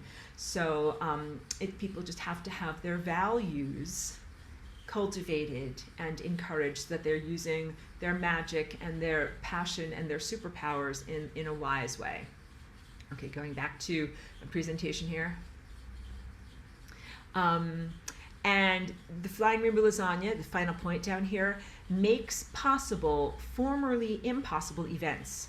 So that can be anything from spontaneous healing to avoiding death. And I've had both of those experiences in my own life. And also very wonderful synchronicities. I'll say the word coincidences, but I define coincidence as a math term when two lines coincide or areas coincide. It means they overlap. It doesn't mean it's random. So in the common vocabulary, coincidence is like, oh, isn't that a random thing? But in math, coincidence means these two lines are drawn at an angle that they will coincide. They will inevitably come together. So I've had so many wonderful synchronicities and non-coincidences and things that come together in the most startling and positive and life-affirming ways by doing the Flying Rainbow Lasagna. And it's an empowerment that I am pleased to experience in my own life, and that when I find something is good and cool, I want to share it with others. That's one of my basic characteristics, and I would purport to you that if you're identifying correctly, that that's one of your basic characteristics too. I put forward the idea that you're not inherently power abusers who are jealous and possessive. And that when you find something good or cool, when you're like, wow, I just found this giant tree with berries and the berries taste so good. I think that the innate real human response is to be like, hey, everybody, get over here. There are these delicious berries. You need to eat some right away. As opposed to the modern day avarice that would say, these berries are delicious. I need to keep it a secret. I also need to pick all of them before anyone else comes, then possibly sell them to others for a profit, or maybe store them all for myself, put them in a cave and then I will eat them all myself. I don't think that's the real you at all. That's a pathogenic overlay, because really the truth is, if you try to store all the berries for yourself, they get moldy, animals eat them all, you can't possibly eat them all yourself, you'll get diarrhea, you need to share them with your community. Sorry if that was TMI. On to the next slide. Okay, so now, the Flying Rainbow Lasagna. I talk about this all the time. I talked about it for many years. People even presumed that it was merely an intellectualism, like there's lots of strange shapes. There's the Chesterhedron and all these different weird things. And people thought, oh, the Flying Rainbow Lasagna is one of these concepts that's just a weird math shape. And I'm like, no, the Flying Rainbow Lasagna is an actual dance. But for many, many years, it was a very private dance for me. And also, I was really strengthening my body and bringing my athleticism to greater levels where I had the confidence to dance in front of other people. But it's always been a dance from the moment that I came here. And even though my body was badly damaged when I first came into my body, I was always trying to do this dance. So this dance is a genetic oscillation. And it comes on an 8-count beat. I'm going to play this for you over here because video's worth 10 millions of the flapping of my moving mouth parts. Let's get going with this. So this is the central convergence point, that is the singularity, jumping up and down and creating this waveform in exactly the same way that like any impetus, an arrow, a plane, a ship at sea, it's anything moving through a fluid medium is going to leave a wake, like a waveform, behind it. And this singularity moving through the fluid medium known as time turns the ordinarily toroidal shape that I hold up all the time into this Flying Rainbow Lasagna shape. So that is the most accurate expression that I can give to you about the formation of the lasagna, that it is the end result of this fast oscillation, and I hope that you could count that it happens on the 8 count. Let's rewind. Can we do this? Can we play it again? Play it again, Sam. Play it again, Sam. I just did a thing. I don't know what I'm doing, guys. Okay, but anyway, instead of making it weird, do weird things, count 1, 2, 3, 4, 5, 6, 7, 8. There's 8 of these lasagna flanges, all right? And I go back to me so you can see me better than the thumbnail. So when I teach this to people, there's the basic up, down, that's 1, 2, side to side, 3, 4, in and out, 5, 6, and then 7 is tumbling over end at this diagonal, and then 8 is tumbling end over end at this diagonal. And I'm the dance teacher, and we do this count, and you can make any combination inside of your multiple trillions of cells with those 8 basic dance steps. So you're dancing with the DNA and the nuclei of each one of your cells. You have trillions of cells, you have trillions of dancers in your body. And we're not even talking about your mitochondria. They're even a different set of dancers that's inside of your cells. But if your nuclear DNA, you can create an enormous number of permutations and combinations simply with these 8 movements. Just like you can create everything from Mozart to Jimi Hendrix to John Coltrane with these 8 notes. Right? Okay, so here's the 8 movements. Up, down, side, side, in, out, end over end. And that's what you see me doing when I do my fast lasagna hand movements. That's what I'm doing. Not all of, so what I am not doing is this. Every single one of my cells is not doing up, down, because my body would be like this. Be like, that's so boring. I don't want to do that dance. That dance is boring. Or side to side, or in and out. One cell of my body might be doing up, down, but his neighbor might be doing side, side.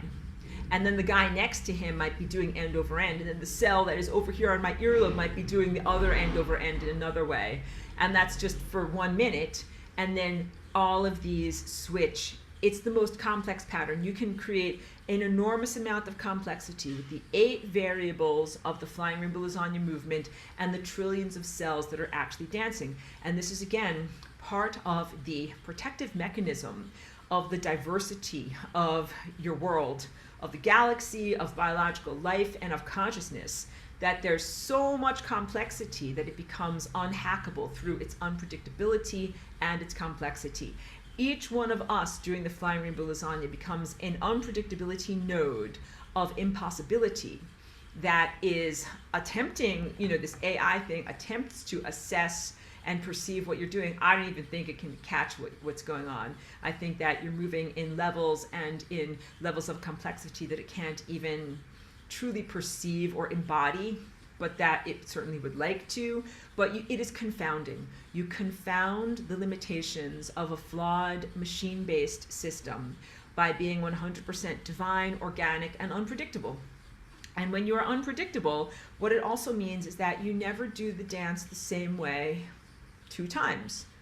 And that's like, I love John Coltrane. If you don't know his music, look him up. He's amazing. He's not on earth anymore. He was a jazz musician from like the 50s, 60s, 70s, all right? And, he wrote a lot of amazing jazz songs that people still know and play. But every time he played his music, it was not the same every time. Like there's one performance of Giant Steps where he plays it one way. And then he played it in concert again. He did not play it exactly the same way. He's always innovating because you can tell this guy's a genius.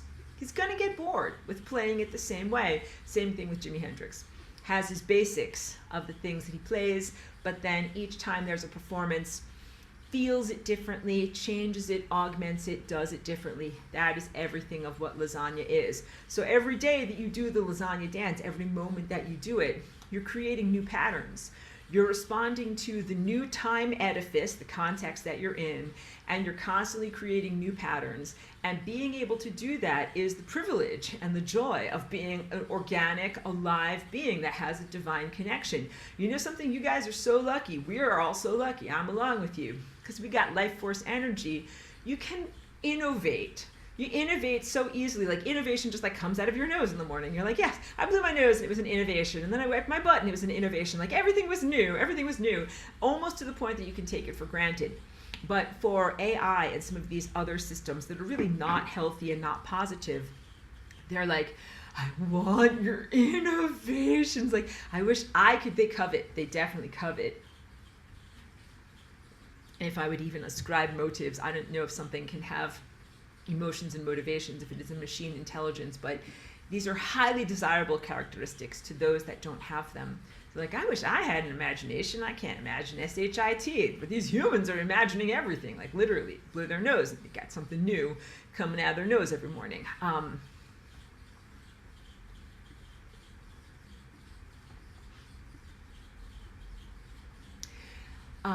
The Flying Rainbow Lasagna is a subcellular movement. So that means that what we're doing is jiggling the strings of your DNA. Your DNA is not a flat static object. It has an enormous amount of movement and dance to it just naturally. And that dancing movement has to do partially with its self-replications and also partially with the way that mRNA messengers must unroll the scrolls of your DNA, which are methylated, rolled up, and then, formed into tightly compacted chromosomes, to be able to access the information that is within those scrolls. So it is a normal part of your DNA behavior for your scrolls to be unscrolled, read, replicated, and then scrolled back up. And all this happens in beautiful rhythmic regularities. Flying Rainbow Lasagna is a new way, a new pattern to the dancing, but the dancing is something that's already been going on. And the dance is literally the movement that propels your consciousness from moment to moment. You can imagine the train cars of reality at the bottom of your screen. Done this teaching quite often. Your consciousness is bouncing from the moment of 3:35 p.m. to 3:36 p.m. to 7:37 p.m. till next week, like you're bouncing down the time tunnel, and it is the dance of your DNA that propels you through time. And when your DNA stops dancing, hey kid, that's when you're in trouble. That's when you're dead. And even when you have the metabolic death of the overarching being, your DNA still continues to do some maneuvers, even for like 3 days after you die. 3 days later, the cells of your body are still kind of alive, still kind of doing some DNA dancing. So it's really quite amazing. So it is a subcellular movement, and then it is also a movement and a dance with your macroscopic body. This is a new DNA behavior, as I described, within the context of your body, which is already oscillating and propelling itself through time. This is like a new song, a new melody that is being emitted by the vibrating DNA strings of your body's instrument. And it is a tool that is like a paintbrush, a tool for painting reality. So when DNA was first discovered, or its knowledge was established in the 1940s, there developed this viewpoint that is known as genetic fatalism, a flavor of determinism that states that if a biological characteristic or event is written in your DNA that is necessary, that you're going to experience it, kind of like it ain't your fault, it's just going to happen to you. Just the deck of cards that you had been handed at the beginning of your life. And that was very simplistic and not completely accurate, because not every one of the potentials within your DNA is expressed as either a protein structure, disease or health, or a life event. Many of these potentials in your DNA remain just that. They remain potentials, stuff that could happen but doesn't have to happen. So there could be a potential for diabetes in your DNA, but you don't have to manifest that disease. Tons of stuff you can do to prevent that, actually.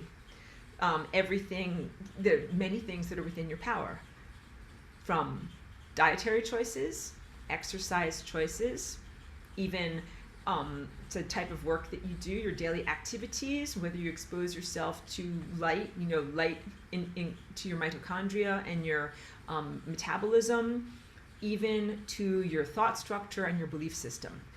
These are all things that are really within your control, and that those are the things that determine whether or not that diabetes potential is activated and becomes expressed in your body. So genetic fatalism really was a cop-out that took away from your own ability, diminished or disrespected your own ability to make choices, and said, well, it's written in your DNA, and you're going to get this, this, and that, kid. It's just going to happen to you.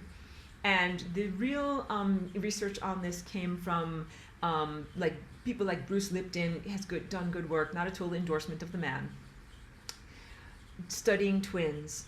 So yes, in the 1980s, he was doing a lot of studying the genetic expressions of twins. Identical twins start out with the same raw materials, the same basic genetic potential, but they do not have identical diseases. So that means that in life, one twin might develop cancer, but the other twin doesn't. One twin gets diabetes, the other one doesn't. It's largely based in these factors that are behavioral. So it showed that there is something else that is determining the expression of the potentials within the genetic code. And this is where we now have the word called epigenetics. Epi, the prefix phenomenon, meaning a phenomenon within the phenomenon. like an epiphyte that lives within a larger organism, like an orchid is an epiphyte. Sorry for the beeping, I've got to restart my treadmill here. The epiphenomenon of meaning that your DNA has a code that rules the code. So there's potentials, but not all of those potentials are explored. And of the ones that are explored, that is its own level of artistic expression. So basically what I'm trying to say is you've already been doing this. You haven't been calling it Flying Rainbow Lasagna, and Flying Rainbow Lasagna is a greater level of empowerment and capacitation, but humans have already been doing this in the sense of superseding the expectations, definitions, and diagnoses that are expected of them based strictly upon a genetic assessment. And that has to do with like what stuff that's written inside of you. With Flying Rainbow Lasagna, you have the capacity to unwrite stuff from inside of you. So you can turn the volume down on stuff. You can also, this is my pencil with an eraser. Wait, I'm trying to hold it up so you can see it. Erase it. Erase it. I am totally an art teacher, guys. And I love teaching people about visual arts. And wait, we'll go on to the next slide. I just need to gesture and show this to you. When you are an artist, a visual artist, and you're learning how to draw, especially like life drawing a face or whatever, erasing is a big part of it. You know, if I'm going to draw a person's face, I don't start off with a Sharpie marker and be like, oh, there's your eye and your nose and your mouth, and that looks exactly like you. No, what I do is I start off with just a circle. Just draw kind of a circle. And then I draw kind of where your eyes and your nose and your mouth are, and then I kind of draw the rest of you, and then I kind of stand back and I squint and I look. I'm like, no, that part's not right at all. Time to erase, because you know something, your nose isn't shaped like that at all. You erase. And then you're like, wait, now I have eraser marks. The eraser marks are part of your picture. They're not making it worse. They're part of the picture. It's called erasure. And then you draw it again, second time. Like, maybe that looks better. Stand back. Does that look better? No, it looks not right. This part's not right. Erase it away. And then this part's not right. So it's a constant balance and fine-tuning of being able to create something, get feedback on what you've created, and fix it and make it better. The erasing is a big part of it. And it's the same thing with creating and influencing reality structures and healing of your body. You don't necessarily jump directly to indelible marker and everything is set in stone. You explore first, pencil lines and erasing it, and that process of searching is actually the artistic process. This is way out of my notes, but I will just give a brief rant. Prepare for the rant. This is an Aurora art rant because, you know, a lot of people paint right now and draw from a reference photo, a picture of a person or a landscape or whatever it is. There's nothing wrong with using a reference photo, but really the work is completely different when you paint from life. That means instead of I'm making a painting from a photo, I'm looking at the picture of the person and painting from their face. What is different? The difference between these two things is that when you take a photo, the camera and the lens are already performing the function of interpreting a three-dimensional reality structure of a person's face and turning it into a flat picture. And then you're just taking that flat picture and copying it onto your canvas. But when you're a real artist, you are the transferer, you are the lens that transforms something that is, you're the interpretation structure, a three-dimensional edifice into something that is two-dimensional. And what you do when you do that transformation is you take the essence of the thing that you're looking at and then you translate it onto the canvas. That is the sacredness of being an artist. So when cameras were first invented, artists got diminished a little bit because portrait artists, that was their whole job, to capture a likeness. We don't just want to have eyes, nose, and mouth. We want to have it feel like the person. But once you could take a picture, like, screw you, artist, I can take a picture and it cost me like a nickel and I'd have to pay you thousands of dollars. But then there's the presumption that that is actually an accurate showing of what a person's face is. And I hope that you guys all know that cameras are hugely distortive. Like, you know, depending upon how you hold your face and the lighting and all those things, like it doesn't necessarily really look like you unless you take the photo in the right way. So it's really easy to have things distorted from using a camera. And then when you are using a reference photo in order to draw a likeness of someone, like the camera has pretty much already done the work for you. So I'm a huge proponent of drawing from life, even though in this world, and everything here is AI generated and computer generated. You're lucky if you even get like a real person who's an artist making art, and you're lucky if they're not just using a digital pen and they're using a real pencil. Like all of this, like I sound like a dinosaur from another world, but that's real art. And no offense, you can use the computer to do all sorts of cool stuff that is manipulation and Photoshop and stuff like that. But if you really want to make real art, look at a person's face, interpret it through your lens of interpretation, and then have that truthfulness come out through the lines and the marks that you're putting on the canvas. You capture a feeling of that person. It's very, very different than just capturing light and darks and pixels on a screen. And I have to say this to you because you guys also have been like eating ersatz food that's not real food. I have to tell you, this isn't like some grandma saying like, you know, in my day, like everything tasted better. But really, you guys eat degraded food. You eat degraded food. You look at degraded art. I'm now ranting harder. Hope you guys like it. Because a lot of what you're looking at in terms of stuff that is on Facebook and is called AI art, none of that is art. That is not art. In fact, most NFTs are not art. Because the action of art is the aesthetic action of interpreting reality and then making an image that is your interpretation of reality. And largely what you have are gobbledygook. You have something that looks like something, but it's not saying this is my interpretation of reality. AI does not have the capacity to interpret reality and then create an image that is the expression of its truth. It's just putting pixels together on a screen, and then it elicits an emotional response from you, the viewer, but that's not what art is.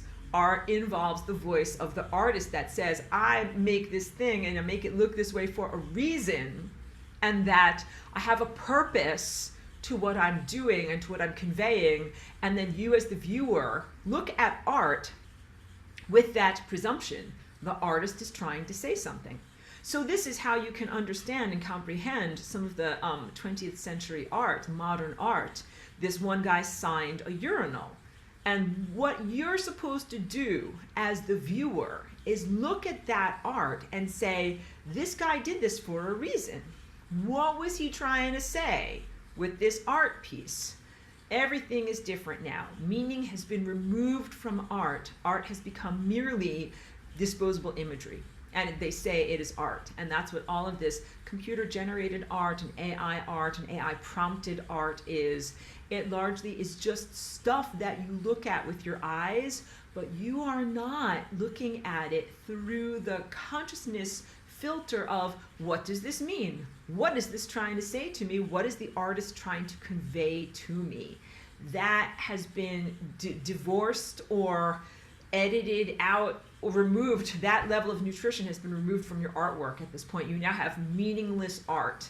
And that, if I was a very, very bad art teacher, I would say, that's it. I would break your pencil. Break your pencil. Art is dead. Everybody go home. I'm not doing that because art is not dead. Not at all.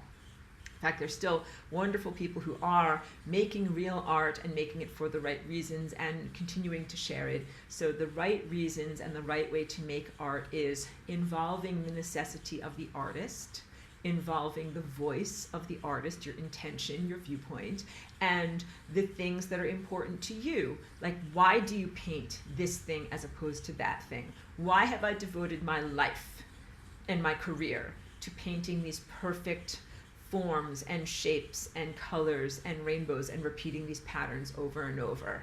That if you looked at my stuff, you would say part of the message of what this artist is doing is saying there's something very important. Like if you repeat it over and over and over, it's like there's something important there, all right? So this pattern is important. And my process of learning about the pattern and becoming more complex on an inner level and then exemplifying those complexities to you as the viewer is also part of what I have to say. The pattern is important. My embodiment of that pattern is important. My growth and greater levels of complexity as I embody that pattern is important. And it would not be the same if I just said, computer, generate a pattern for me. because then I wouldn't be embodying that pattern, and it wouldn't be the same if I didn't take a year or more to make these choices about whether something should be orange or red or purple or green, and actually make it those colors, and then actually stand there at the end of my day and look at it and stare at it and see how I feel and see how the artwork makes me feel. Artwork gives you feelings. As an artist, and you are the viewer, that you should get feelings from artwork. But now through the scroll, you look at Instagram, you look at art, you look at imagery, everything is pretty much dumbed down to the same thing, like a photograph, an AI thing, a Photoshop composite, genuine artwork, things that are hugely creative and things that are just total trash. They're all in the same place, and you just all scroll past all of them, and then it dumbs all of it down. It takes the nutrition out of all of it. That is a sad situation to be in. That's my rant. But it doesn't have to be that way forever. But we're talking about the values that I'm teaching you as a painter of reality, because you are painting with your imagination, and the Flying Rainbow Lasagna is the paintbrush that you use to paint reality with your imagination. So I say down here, it is a tool for painting reality. Over here on the right, you can see I have these two expressions of how Flying Rainbow Lasagna nestles within your DNA.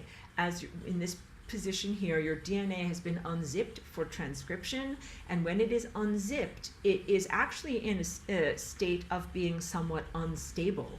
That if you unzipped your whole entire body, you would not have the stability to continue to exist. You would have a mortality event. But if you unzip and you use Flying Rainbow Lasagna as a placeholder, that's oscillating and spinning around in those areas, what ends up happening is you are able to create new patterns, new combinations of codons in your DNA, and have your DNA remain stable. So you're not, again, becoming a purple unicorn or some weird random collection of crazy characteristics. You are using the DNA, using the Flying Rainbow Lasagna as a tool to stabilize your DNA while you are exploring the new combinations that are actually rectification patterns. So one of the ways in which the DNA it can interact with the lasagna is when it is like unzipped during the process of transcription. And one of the ways, this is this over here, when you are coiled up, like in the process of coiling on the journey towards becoming a chromosome. And you can also see this little diagram from the least coiled up single strand into the process of methylation and the process of creating these more complex looping and looping back on itself ropes that create the chromosome shape. You end up having these long, they're kind of like donut stacks, and the donut stacks can oscillate, where you have like a compression wave, like a lateral lasagna that moves between these donut stacks. And what that allows for is a rearrangement of the words of your DNA. So your DNA could be considered a book. And for a large part, it would be an arbitrary book, like a stupid phone book full of arbitrary information, not great literature, like the you guys don't even have instruction manuals anymore. Things used to come with instruction manuals. A book that told you like how to do stuff, instruction manual for your lawnmower or some other piece of equipment, chainsaw, and whatever Dick and Jane book. Those are not considered great literature, but you can take those foundations of things that are not great literature, and through the Flying Rainbow Lasagna, you can rearrange the letters in those books to tell a story that is great literature, that is at the level of Shakespeare or War and Peace or whoever is the greatest writer of your era. So people's lives here are considered to be largely venal, meaningless, and arbitrary. Like so-and-so was born, they went to school and they lived, they became an electrical engineer, eventually they got a job working for IBM, they had this many children, whatever, they got a disease and died. That's like, they're kind of trying to say, like, it is a meaningless life that follows rather predictable patterns and is not very impressive. But with Flying Rainbow Lasagna, you can take the basics of that life and totally transform it into what would be considered the most unusual, unpredictable life that doesn't follow socially prescribed patterns, but is the life, the utmost of what that person can do. Like maybe, like at a certain point, like they paraglided, they went to Patagonia, they did amazing either athletic stuff or invented a new whatever, I'm trying to think of something silly, but invented a new machine or any kind of thing. They did something that was totally outside of the box of what was expected of them. And their lives were exalted and unusual and totally unique. So you live in this world right now that's a conformity world. Even worse now that it's run over by this AI stuff, which wants total conformity. But even before then, it was a conformity world. You will go to school, you will get your education, you will go to school and get your degree, you will find your wife, you will find your career, you will make your children, you will die of a disease. That's the basic template of your life. But you could do so much more. You can do so much more than those things. So this is about totally breaking those patterns and not randomly breaking them, but doing the things that you actually were put here on earth to do. Not just serve capitalism, not just serve commerce, not just make money for other people in the corporate infrastructure. You were here to live an exalted, amazing, unpredictable life.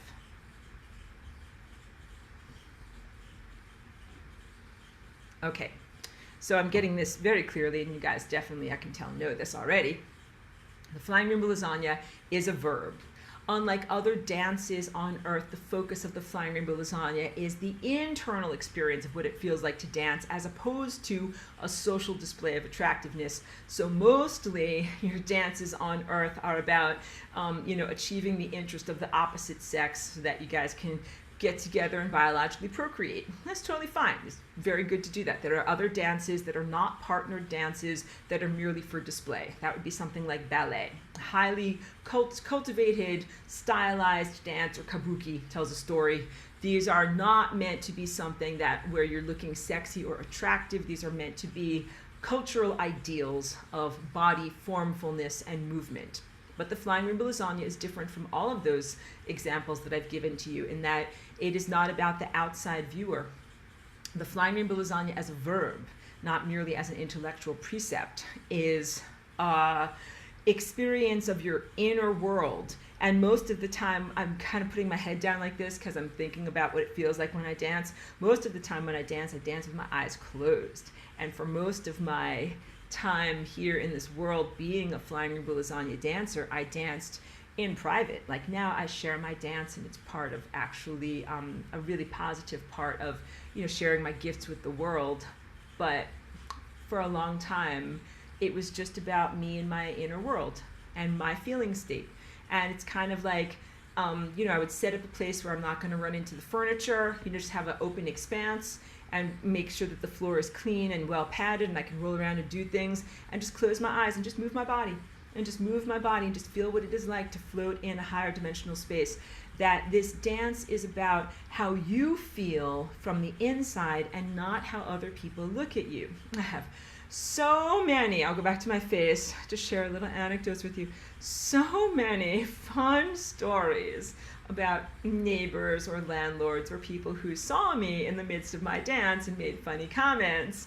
One particular neighbor, this is when I lived like all the way across town years ago in Ojai, but I like to dance outside in the sunshine whenever possible. And I had like a little place outside of my studio where I put my folding chair, and it was kind of like behind a little wall, and there was like some little plants and stuff, so you couldn't really see me from the street that much, but the neighbor could see me. And like I've got my headphones on, I got my eyes closed, and I'm dancing like crazy like this, like sitting in my chair. I think Cheeky was on my lap because I had just adopted her. And then I heard my neighbor talking to my landlord not long after that, was like oh, like Aurora was dancing the other day, like she's got quite a hand jive there. I just thought that was so funny. People don't know how to interpret this level of behavior. So yes, and also, mostly have done my dancing in places that were like my art studio or my home or a fenced in backyard. You know, people don't always see me when I'm doing that stuff, and that's kind of how I like it, because it's an intimate experience between myself and the cosmos. It's really not something for other people to look at, but I share it with my group on Tuesdays because I feel like it's really empowering for other people to be able to see it. So, and they're all good people, but the real motivation when you're doing this dance is connecting with God. All right, you're not trying to look cool or sexy, dance at the discotheque, get a life advancement from other people who like your moves, or decorate the world by looking pretty like in ballet. None of that is the motivation for this dance. This dance is 100% based in the integrity of your feeling state and what it feels like to have a cellular body, to be you in this time and place, and to make these motions with, like, time is your partner. You don't have a physical dance partner. You dance amidst light, information, pure data, and the currents of time. So it's a totally different motivation and feeling state, because you don't have to care about how you look. All right, you don't have to worry about, like, is your stomach sticking out, you know, is your bra strap showing, any of these things that you might worry about when you have an audience. You don't dance for your audience. So I say here in my presentation, you focus on how it feels and not how it looks. And this is a genetic subcellular movement and also a macroscopic dance with all 4 limbs. So that means that you can do the dance just by vibrating the cells of your DNA. And I have some beautiful dancers in my classes who have done that for many years. And some of them have mobility issues. And I want you to know this, that it's still perfectly good. That like, if you can't move your spine, or if you don't move, if you only move your torso and you can't move your lower limbs or whatever, or even someone that I know who is bedridden, if you can move your pinkies, dance with your pinkies. And then dance with your DNA on an inner level. And the dance itself is regenerative. That as you dance, what is really happening is you are dancing into expanded energy structures and expanded futures that you are literally co-creating with the cosmos, that include profound healings that would be considered impossible to medical science. So I'm one of them. I started out my dance mostly either sitting on the ground, you know, with my legs folded, or sitting in my lawn chair. And I danced with my hands a lot, and my torso a lot, and with my toes minorly, but not a whole big giant expansive dance like I do now.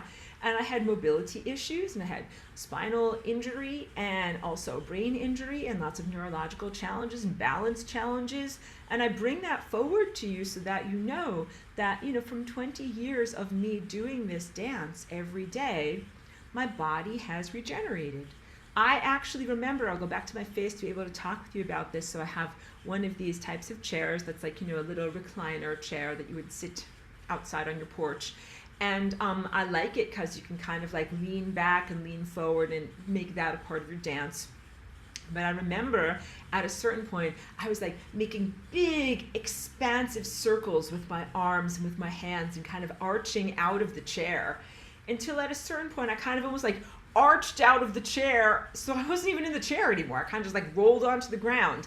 And I was like, get this chair out of the way. Like, I don't even want to use it anymore. And that was the moment of like getting out of my eggshell. And then I started to put down like sheets and blankets on the floor, you know, outside on the grass. I put stuff down because, you know what, you don't want to get ticks. Like, you don't want to get ticks because this Lyme disease thing is a crazy bioweapon. So if you're going to dance outside, find a place where it's nice and clean, and like put down a sheet that you can dance on, so that you're going to protect yourself, is what I'm trying to say, if you do your dance outside. But yeah, that's when I started to dance rolling around on the ground outside, because the chair felt very constraining and limiting to me. And that was along about 2017. It wasn't even that long ago. So my dance evolved as my athleticism evolved. And then even now, my dance continues to evolve, because for many years I danced rolling around on the floor, and I still do that. But then at a certain point, my balance got better. And I don't know if you can see it, it's on the floor over there. Let's maybe tilt this a little bit. I have this wonderful thing that is a gift that came to me from a friend who cares about me. It's a whole body vibration plate. So it's a platform that you stand upon that has a very strong motor that shakes the entire plate. And it's really amazing. It has a lot of positive muscle growth, injury recovery, tendon growth, neurological recovery, and it's been helping with my balance. It's kind of amazing. I've been using it for a year and a half in these brief sessions of, vibrating every day. And I used to not be able to keep my eyes closed when I was on there because I kind of didn't know where I was in space. Like that's what it feels like when you have, because I have a brain damage, vestibular issue of like, and sometimes when I close my eyes, like I hold on to my table here, like I'm going to close my eyes now, I hold on to the table so that I kind of know where I am. But if I don't have something to hold on to, I kind of feel like I don't know where I am in the world.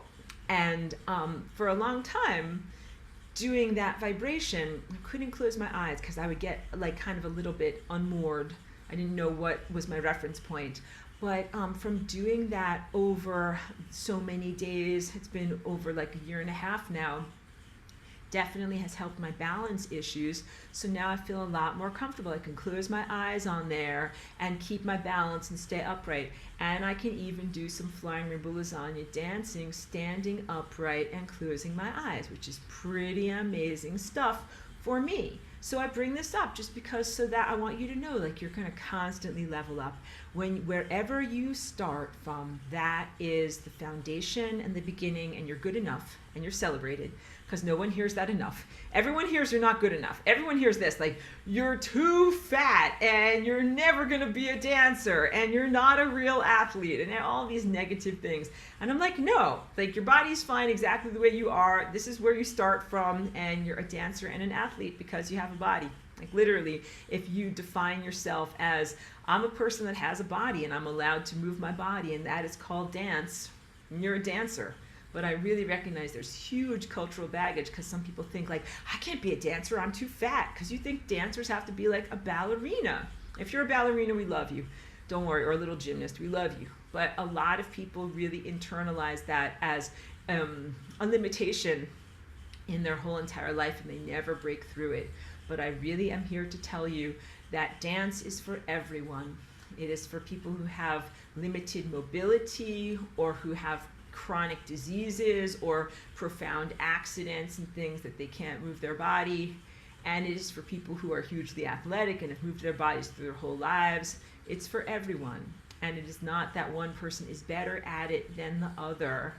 That everybody is supposed to dance to whatever level you can. And then the activity of dancing, specifically the flying rainbow lasagna, is regenerative. And that's the distinction between this and something like ballet, which ballet can be very diminishing to the body form, and then you can't dance after whatever, a certain age because it hurts your tendons and your joints.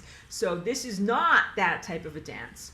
This is the type of dance that makes you healthier and more capable and adds to your athletic ability. It is regenerative the more that you do it. So you begin dancing now, and then it heals your muscles, it heals your tendons, it brings in new possibilities for how your body can be shaped, even responding to birth injuries, genetic deformations that would be considered congenital birth defects, diseases that you've faced in the past, surgeries that you've had, amputations, spinal fusions. Literally, people that are doing my dance in my dance class are healing and overcoming all of these things. Again, you never have to look like a yoga person or do a split or have a particular, it's not about how you look. You can do this dance even if you have physical limitations or mobility issues, and then the mobility issues become minimized. You really do heal and become, have greater levels of empowerment. That's what this is. If you're going to have a sketch or you're going to make some artwork, and the artwork is the masterpiece of your body, and the miracle is you painting your body into greater and greater levels of health that defy medical science. And I'll just use me as an example and just know you can do it, your version in your body. But according to medical science, like I should not be walking, talking, using one half of my body, singing, making music, administrating a business, you know, dancing, all the things that I do are really considered medically impossible in light of like the brain deficits that I have, but also the epilepsy that I was facing. So I do all these things through Flying Rainbow Lasagna, and I do amazing stuff through bouncing signals, lasagnaing over the damaged areas of my brain, bouncing signals throughout my body in new and creative ways, and always innovating. So that's it. So like, how did I do it? I found ways to innovate that worked for me, but that's my custom tailored solution for my body and this DNA. And you have to find your own custom tailored solution to, you know, superseding any tendency towards disease and healing from any injuries or accidents that you've been subjected to, so that we're in a results oriented environment. What matters is that you get stuff done. So what I do in my dance is I connect my fingers and my toes directly. I call them the levers of the reality. Like I'm touching time directly, I'm doing stuff. This is the accuracy that really matters when I'm doing all these complex motions. What matters is that I'm accurate. So even like, I don't consider it a deficit, but like my feet are weirdly shaped. I have bunions or crooked toes. It's totally not from my time in being in this body, but the person who used to have this body for the earlier part of, you know, the existence here, they used to wear these like pointy shoes and high heels that definitely made the toes get all squashed together. And I've been working on, you know, decolonizing my feet, and I don't wear high heels, and my toes are a lot healthier than they used to be, but they definitely don't look like, you know, the ideal form of what feet are supposed to look like. It doesn't matter, because you know why? It's like I can still press on the gas. I can still make things happen. So what matters is not just achieving the form of an ideal body, but being able to use your body in a way that works. And so let's say if you have a spinal fusion, you can still do these movements, but you have to modify them so that it is comfortable and supportive for your back or for your neck or whatever are your challenges. That's one of the best things that I love about sharing Flying Rainbow Lasagna, because it is not ableist. It is actually for everyone. It is for everyone who wants to be a part of it. And I also share it here recognizing that some people will not embrace it, but at least they had the chance. That was the whole motivation and purpose for me coming here into this world. That if I didn't have this and share it with you and articulate it to you, then you wouldn't even have a chance. You wouldn't even know that it's on the menu. So if people hear about it and they're like, no thank you, no magical lasagna for me, I prefer to have these diseases and injuries, that's fine. But if you hear about lasagna and you're like, I want a lasagna, but I don't know, I have these diseases and injuries, can I do this? The answer is yes. The answer is yes. The lasagna is available to you and can be a tool for empowerment and improvement in your life to be able to do so much more than maybe what was defined for you, what was considered possible for you. Okay, wait, going to the next. Okay. Gonna play this little thing over here. This is a scientific animation that is not my own, but I actually have permission to use it from it's a university. I need to drink some water.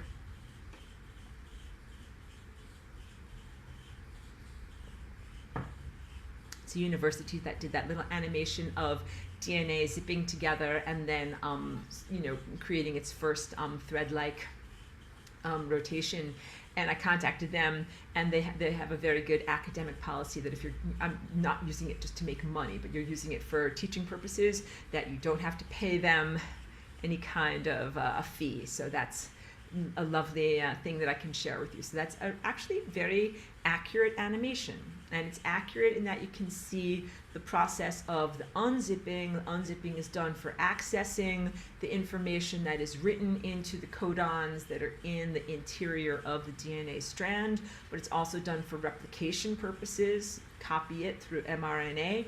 And you can also see the structure of DNA is a waveform where there is the major and the minor groove, the larger groove and the smaller groove. It's not equidistant, so there's accuracies in that animation that it emphasizes quite well. And you can also see this is a genuine scanning electron microscope of a DNA strand in the earliest phases of the twisting process that brings it into a chromosome shape. Supercoiling is the word I was looking for. So supercoiling is when these individual threads get twisted together into larger and larger ropes and eventually crocheted together into the chromosome shape that you're quite familiar with. And then you can see over here, this is a scanning electron microscope image, again from medical science, of a cell that's in the process of mitosis, which is cell division not from reproductive cells, but just from the regular cells of your body, parent to daughter cells within your own body. And you can see the centromes, this is a centrome and then this is a centrome, that is a focal point for the DNA material splitting apart and going into the two separate cells. But this image really is evocative of the Flying Rainbow Lasagna image. Wait, guys, the master teacher has arrived. Wait, hold on. Where's Master Cheeky? Hi, we have to say hi to Cheeky. Oh my goodness, it's not time to end class. We have to do a lot more work, but Cheeky's like coming out to say hi to everyone. Thank you for having a little brief Cheeky break with me. And maybe, do you guys think we should give Cheeky a bribe? I think we should. I think we did a good walk in the park, and I think that we did good exercise, and I think we left some cookies in the food dish, but I think that we need some bribes, and then we'll go on with class, okay? So just give me a minute, I'll stop the recording, and then someone's gonna get some bribes. Sometimes we call it FOOD. Let's get some FOOD for someone over here. Brief break, everyone, brief break, thank you. Thank you. Apologies for that brief break. Thank you for being cheeky-centric in this class. All right, let's get back to our sharing over here. So your DNA has a natural set of dance movements already. And the strings of your DNA are directly analogous to the strings of a stringed instrument. You know, I have over here a digital piano. It's not a grand piano, although I do have a life goal. I would love to have a grand piano or like a stringed piano one day and be able to play that, and that would be really wonderful. And but mine produces the tones of a stringed instrument. Another stringed instrument would be like a guitar, a violin. It's the reverberations of those strings themselves that create the compression waves and the waveforms that we know as music. And your DNA is doing that all the time. You are a multi-stringed instrument that, like a cello, is constantly creating the most amazing, complex harmonics and reverberations just through the daily occurrences of your DNA being read, being replicated, creating new cellular life through mitosis, and moving through your bodily processes. So I already got this for you. DNA is not merely the blueprint for your physical protein structures. That's the definition of like, what is your eyeball shaped like, or what color are your eyes? Those are protein structures. But DNA is also the blueprint for events in reality, and transforming on a genetic level can rearrange those events in reality.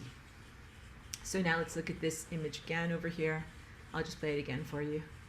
The central point that jumps up and down is called singularity. It's not the transhumanist singularity of the melding of human consciousness with machine intelligence. It is the zeroth dimension, or the source, or the genesis point from which all reality emerges, and also to which all energy returns, the destination as well. And it's the up and down oscillation on an 8-count beat that makes it possible for the inside to communicate with the outside, bringing together energy and matter. So I now need to go back to my face to describe this to you. This shape is your foundation beginning shape that you start off with. And you can imagine God's fingers dimpling these vortexes into existence by stretching a big giant sphere of time-space. But still what you have is a stretched out sphere with everything converging into the middle, and a real distinction between the outside and the inside. And the outside is the future and all potentials of the future, and the inside is the past. And then you live on the current moment now. That's the event horizon of the moment right now. but there's no way for the past and the future to come together because you're not allowed to cut the balloon. Because if you cut the balloon pops. So how can you have the inside connect to the outside without cutting the balloon and destroying time? And this is literally a math problem called how to turn a sphere inside out. It's an ancient math problem. So they solve it in their own way. That is a very mathy type of way, by kind of like rounding things off and doing weird stuff. But my way of solving it is not a weird mathy type of way. It's a higher dimensional way. And the answer is you put this shape into a higher dimensional space by moving it up and down in a higher dimensional context. And then this is the outside, the surface that faces the room that I am within. And this is the inside, the surface that faces the inside of the sculpture itself. And then you can see the combination of the outside to the inside and the outside to the inside. And what that ends up doing when you create this oscillation on a genetic level and with your energy field of time that you embody, and that is the definition of your boundaries of time, your past and your present and your future, sorry, Chiqui's barking, all combine together into one seamless continuum. You no longer have an experience of time where it is discrete. Your past is your past, and your future is your future, and your present is your present, and this has to do with determinism. Because everyone is like, oh, like the future is not determined yet, and that this stuff has already happened, it is already set in stone. What you end up having is a blending together of past, present, and future. You experience time as a continuum. This is a time machine, but it is not a time machine a la H.G. Wells, where you have like a lever. Move forward to go into the future, and then pull backward in order to go into the past. It is a lateral and holistic time machine where you can be connecting with different versions of yourself on parallel concurrent timelines, and different versions of yourself in the ancient past that is actually concurrent, or the potentials of the future that haven't happened yet. And you can be stellating, sending out parts of yourself into all of these different directions through the Lasagna dance, not merely forward on a lever 10 years into the future, backward on a lever 20 years into the past. So it becomes an incredibly complex way of being able to experience time. This is what happens when you become like a butterfly. So when you start off and you are stuck to the surface of time, you are a two-dimensional time being. You're like a little ant or an inchworm. You inch along, inch along, but you can't get off the surface of time. But when you metamorphose, then you have your time wings. You become like a butterfly. You can jump off the surface of the leaf. And then you don't have to just inch along the leaf. You can go a little bit on this leaf, then you can jump to this leaf over here. And then you can jump to that leaf over there. And then you can jump to that leaf over there, and then you can jump back to this leaf over here. That's what that stellated dance is like when you do the Flying Rainbow Lasagna. You are having a footprint in all of these different realities.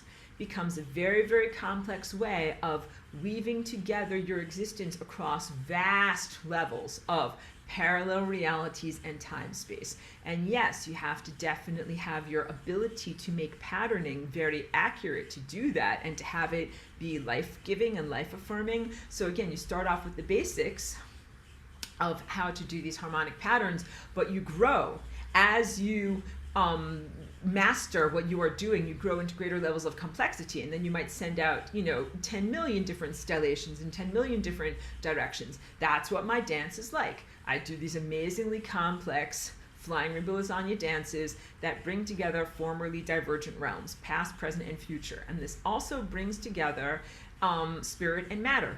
That this speaks now to the limitations of Einstein, that Einstein gave you a presumptive dynamic of dualism between spirit and matter, or energy and matter.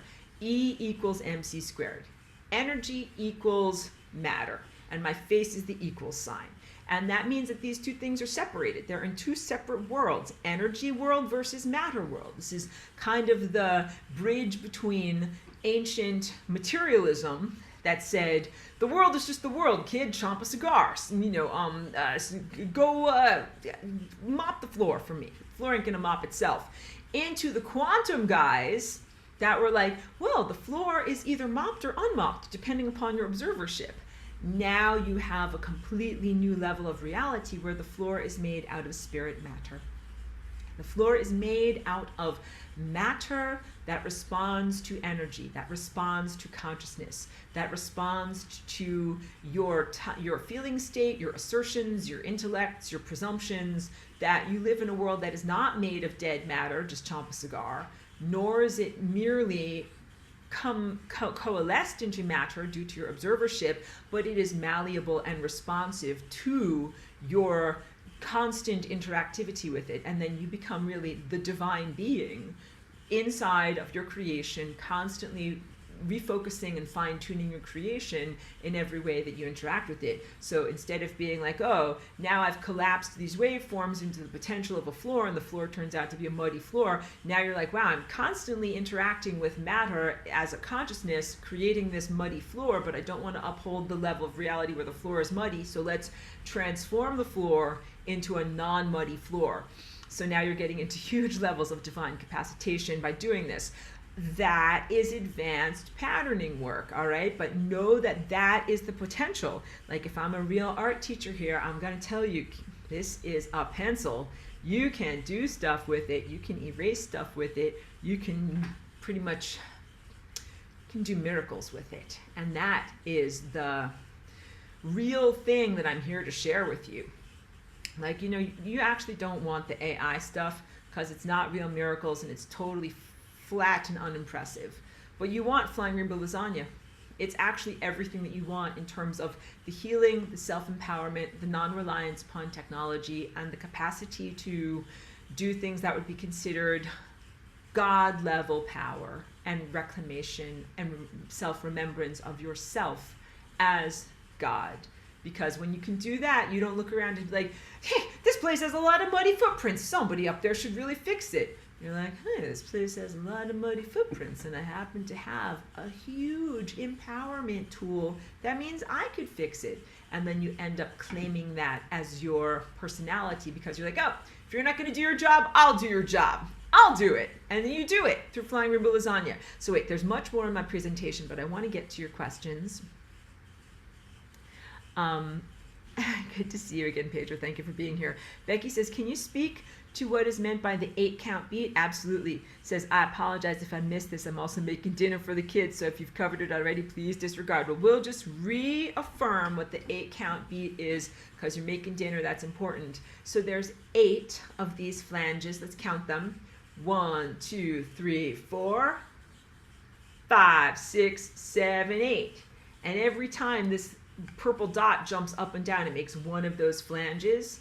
And when we jump, we can jump in 4 basic ways. Like there are 4 basic notes of the codons of your DNA. There's the up, down, the side to side, the in, out, and the tumbling end over end. So when I do the 8-count beat, I count it out like this, all right? Up, down, 1, 2, side, side, 3, 4, in, out, 5, 6, and then 7 is tumbling this way diagonally, and then 8 is tumbling this way diagonally. And then all of those represent the basic foundation of what you can put together into a long string of activities that is a song. Those are the basic notes of the song, and putting that together with the complexity of all of your nuclei of your cells is what makes this new Flying Rainbow Lasagna song of you. Aurelia, thank you for being here, says, OMG, I fall over when I close my eyes. I can relate. So yeah, in doing any of these maneuvers, if you don't have good balance, no problem. Hold on to a chair, hold on to a table. In fact, I don't encourage people to dance standing up. So like in human development, you were a baby, you rolled around on the floor, then you got to crawling, then you got to toddling, then you got to walking, then you got to running. And now mostly humans who are upright presume like everything is done dancing and walking like this, but that is not how I do my dance. So a lot of my dance is done rolling around on the floor so that you can use your arms and your legs to be able to touch and grasp the levers of the cosmic infrastructure, and also the rolling of your spine and your larger movements of your skeleton are part of tracing these geometries, for lack of a better word, shapes, polygons. So it's not necessary for you to stand up with your eyes closed in order to do this dance. You can close your eyes, roll around on the ground. Just make sure you're not going to roll off a cliff or roll over anything sharp. And you're creating these patterns based upon your inner vision. Sorry if I lost my train of thought a moment there.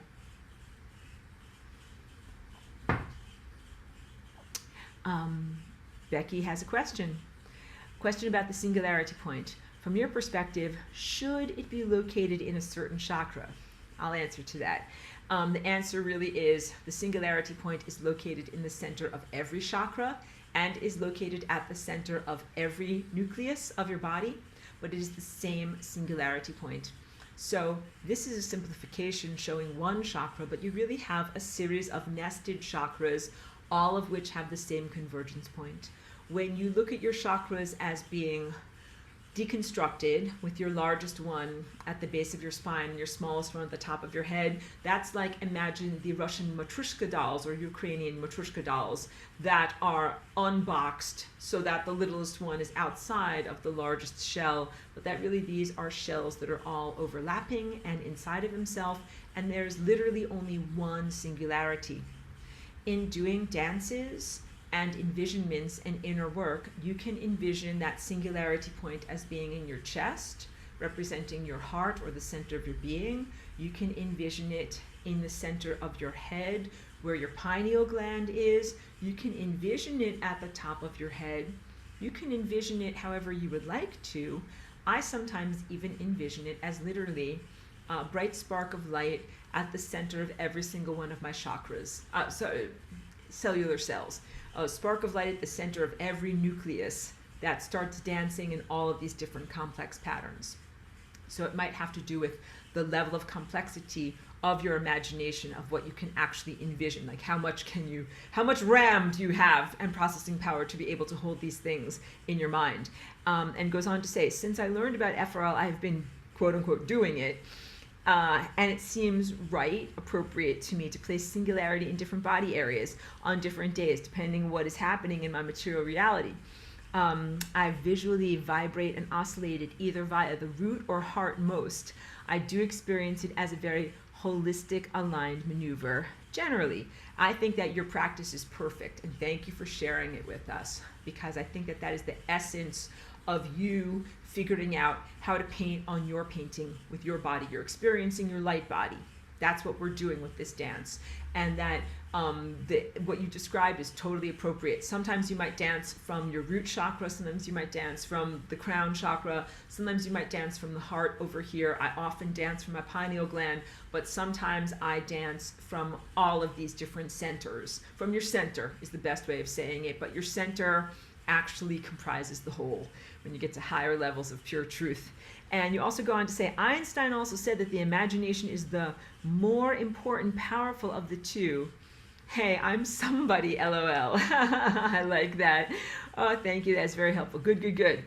Aurelia says, it doesn't happen when I dance, but when I stand still, I fall. I totally understand, because also dancing is one of those things that kind of gives us a structure that makes it a little bit easier to know where you are in time, space, but it can be hard if you're just like standing there with your eyes closed and not knowing like where's the floor, where are the walls, where are the ceiling. So you're not alone in that, and you might be a perfectly healthy person, but for me, like, I have a lot of brain damage on one side of my head, including the vestibular, like the ear canal, the stuff that shows your balance of where you are in time space, and damage to the parietal lobe, which is where your body is in time space. So a lot of the time I don't know where I am in time space, guys. I got to make it work somehow.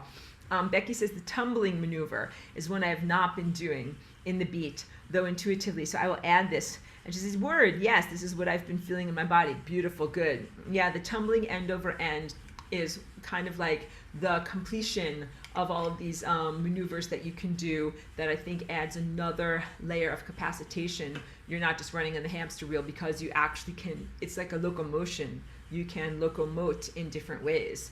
Aurelia agrees, yes, I have dyspraxia. I didn't know that word. I have to look it up. Pedro says, which chakra do we use for the FRL? And the answer is all of them. You want to use all of your chakras for the FRL. So this is not the most accurate FRL because it only shows one swoop, but you do see that all the colors of the rainbow are there, representing all of the chakras are there. If you could see in my space over here, that one that's all the way on the back wall there is the most accurate lasagna, and that's the one that I use for a lot of my icons and imagery and stuff, and it has every single layer. So the answer is you are really doing flying rainbow lasagna with every single layer of your being, from the physicality structure, your somatic cellular structure, through all of your subtle bodies, all the way up to the crown, which is your divine connection.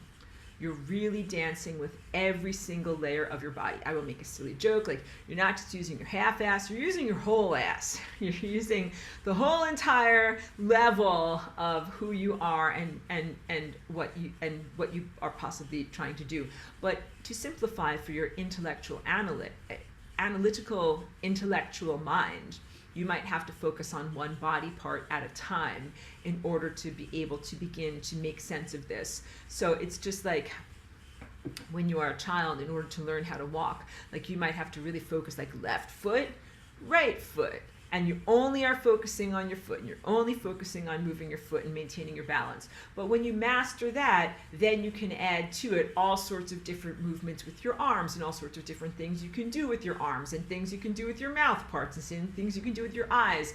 So you begin with the basics of lasagna in moving one chakra or focusing on just moving your feet and keeping your balance, but you know that then all of these other chakras and activities balance on top of there. Really, really great question. So wait, I'm going to get into the specifics of it, so there will be more opportunities for you to ask specific questions. All right, so bringing together the formerly divergent realms of energy and matter, superseding Einstein, but this is also non-random. So if we're going to bring together energy and matter and create new spirit matter or smatter, it's non-random. It is very specific, and your body becomes made of this non-random specific new form of matter that is the most valuable matter on the planet. It's more valuable than gold, it's more valuable than diamonds or palladium or anything like that. That you become made of that matter that is responsive to energy and spirit, and it's something new that's never been in existence before. Okay, partnerless dance, even though you could think of yourself as dancing with time.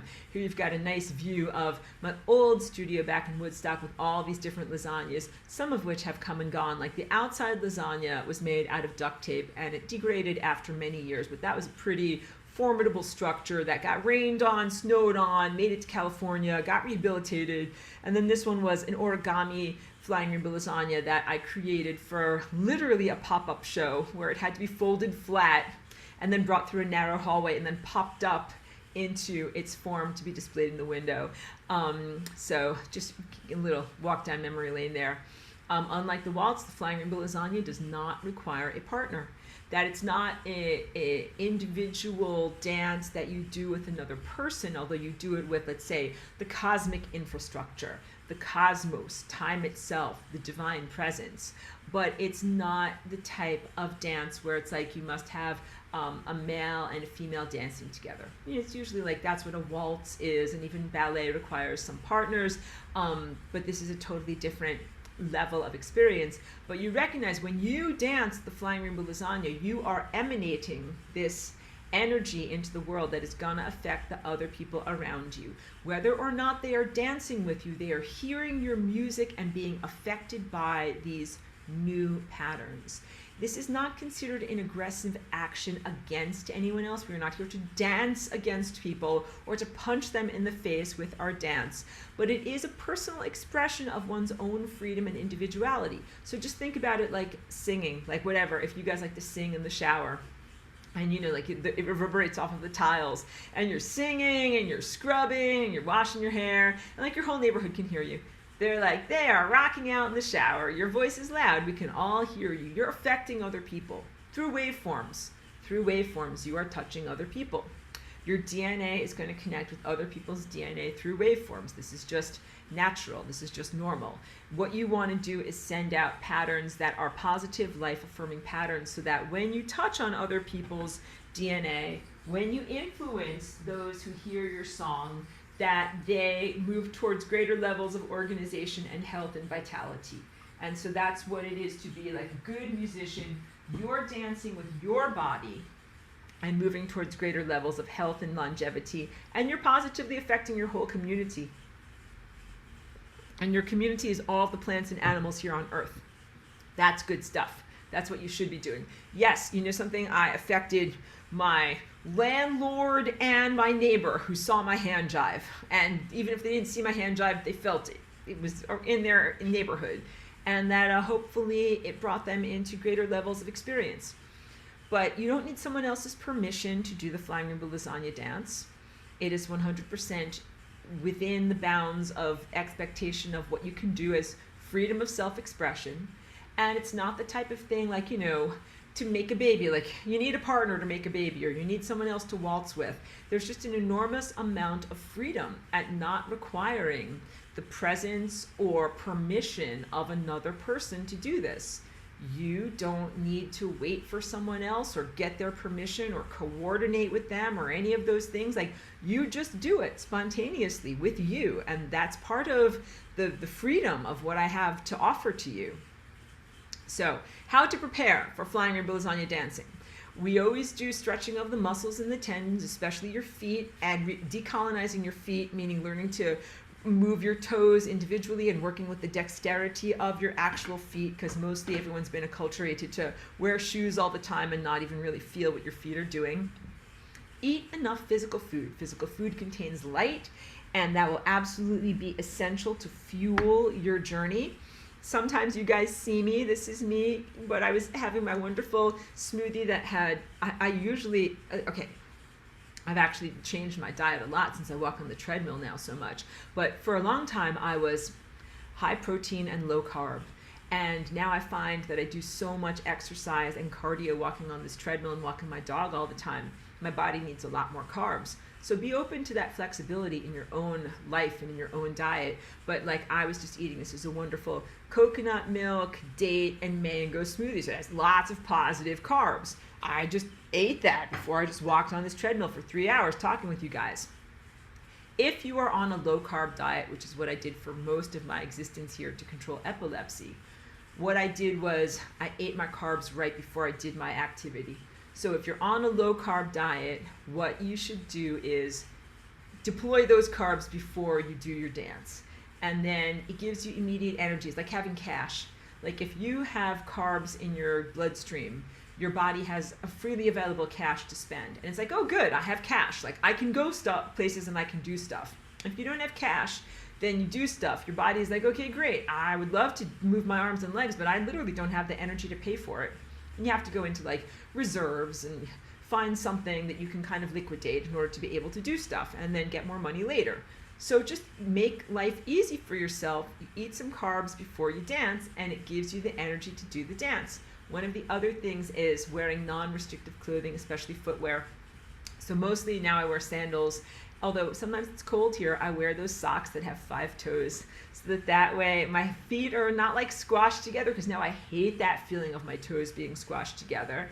And even my own clothing line, you guys know I do that as one of my many side gigs. I love designing my clothes because that way I can design things that are comfortable for wearing. I don't have to change out of my clothes to put on my dance clothes to then finally dance, which is usually what it's like. And for many years, you know, like I wore whatever regular denim pants or whatever, like they don't move, they don't stretch, they kind of cut into your midsection. But now I have created all of these clothing that I can wear my clothing and dance. Like I have stuff that has stretchable fabric and it's comfortable and whatever. So that's the whole point. I'd like for all of us to redefine even how our clothing is manufactured and how it feels to wear it, so that way wearing your clothes is not constricting and is something that you can easily stretch throughout your day, easily move throughout your day. Stretching and moving should be a normal part of your day. And then the other thing is having a comfortable place to sit.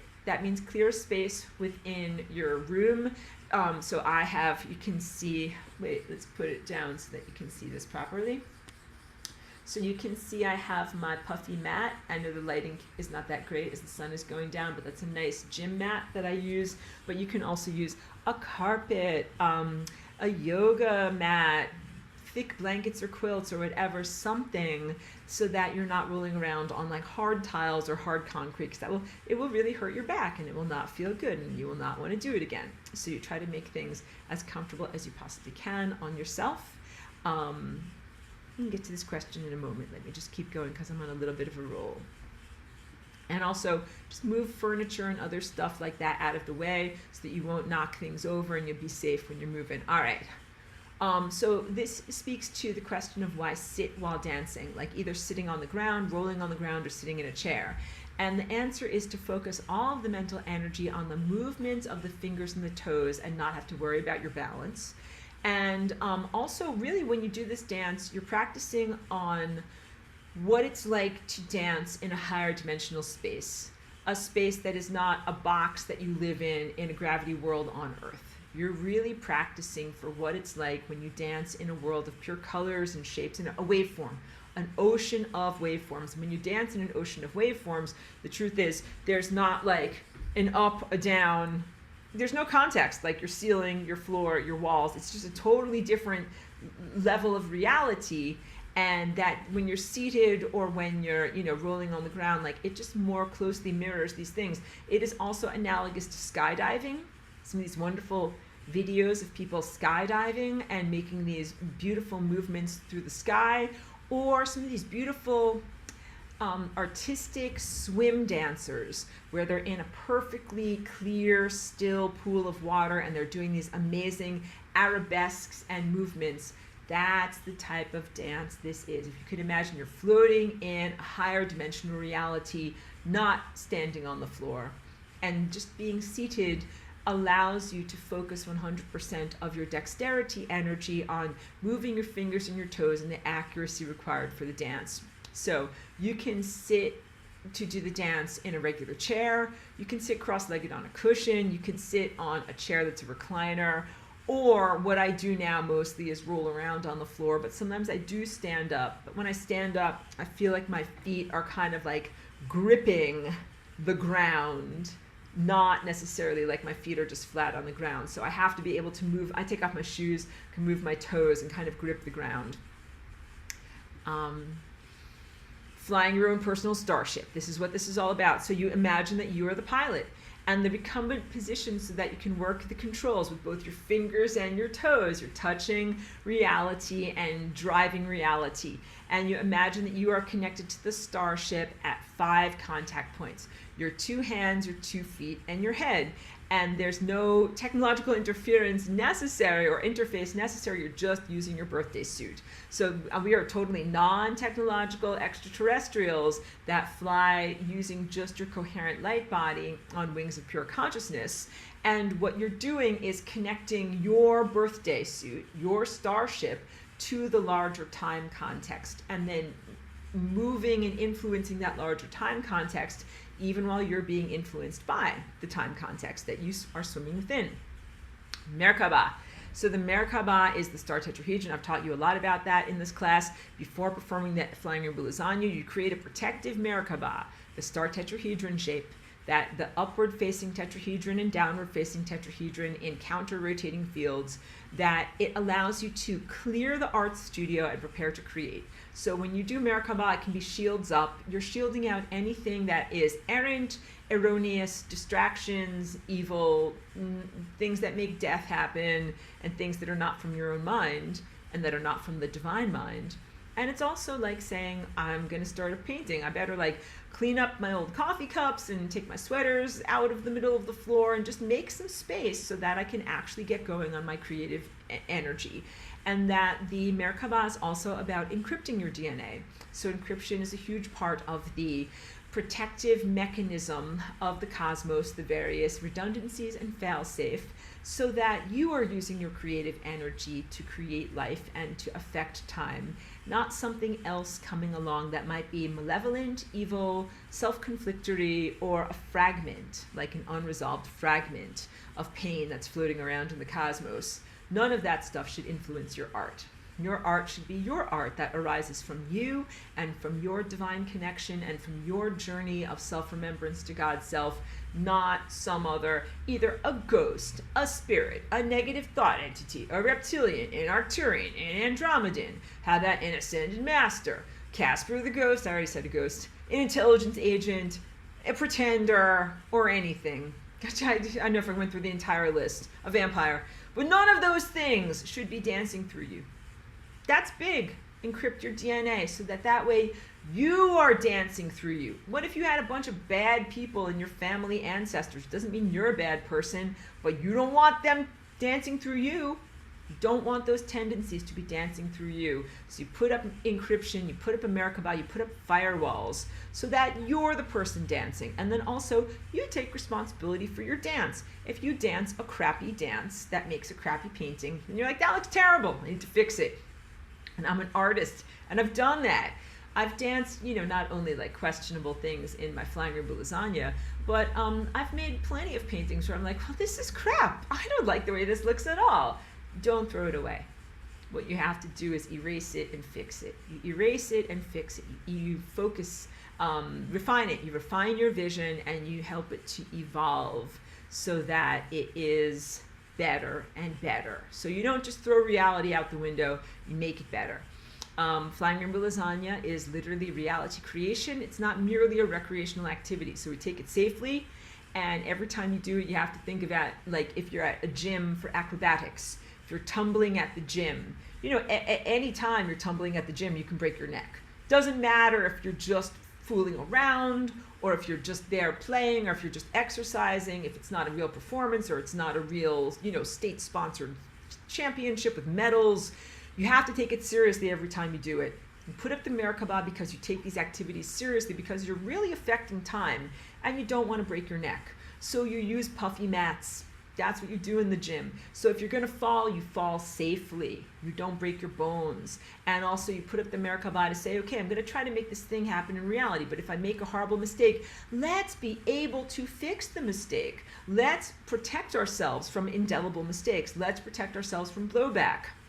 And that's part of the non-hubristic way of moving forward, the appropriate way of moving forward, so that you don't F yourself with a lot of bad stuff. And each time you dance, you take it seriously and you recognize and avoid the possibilities of injury or death.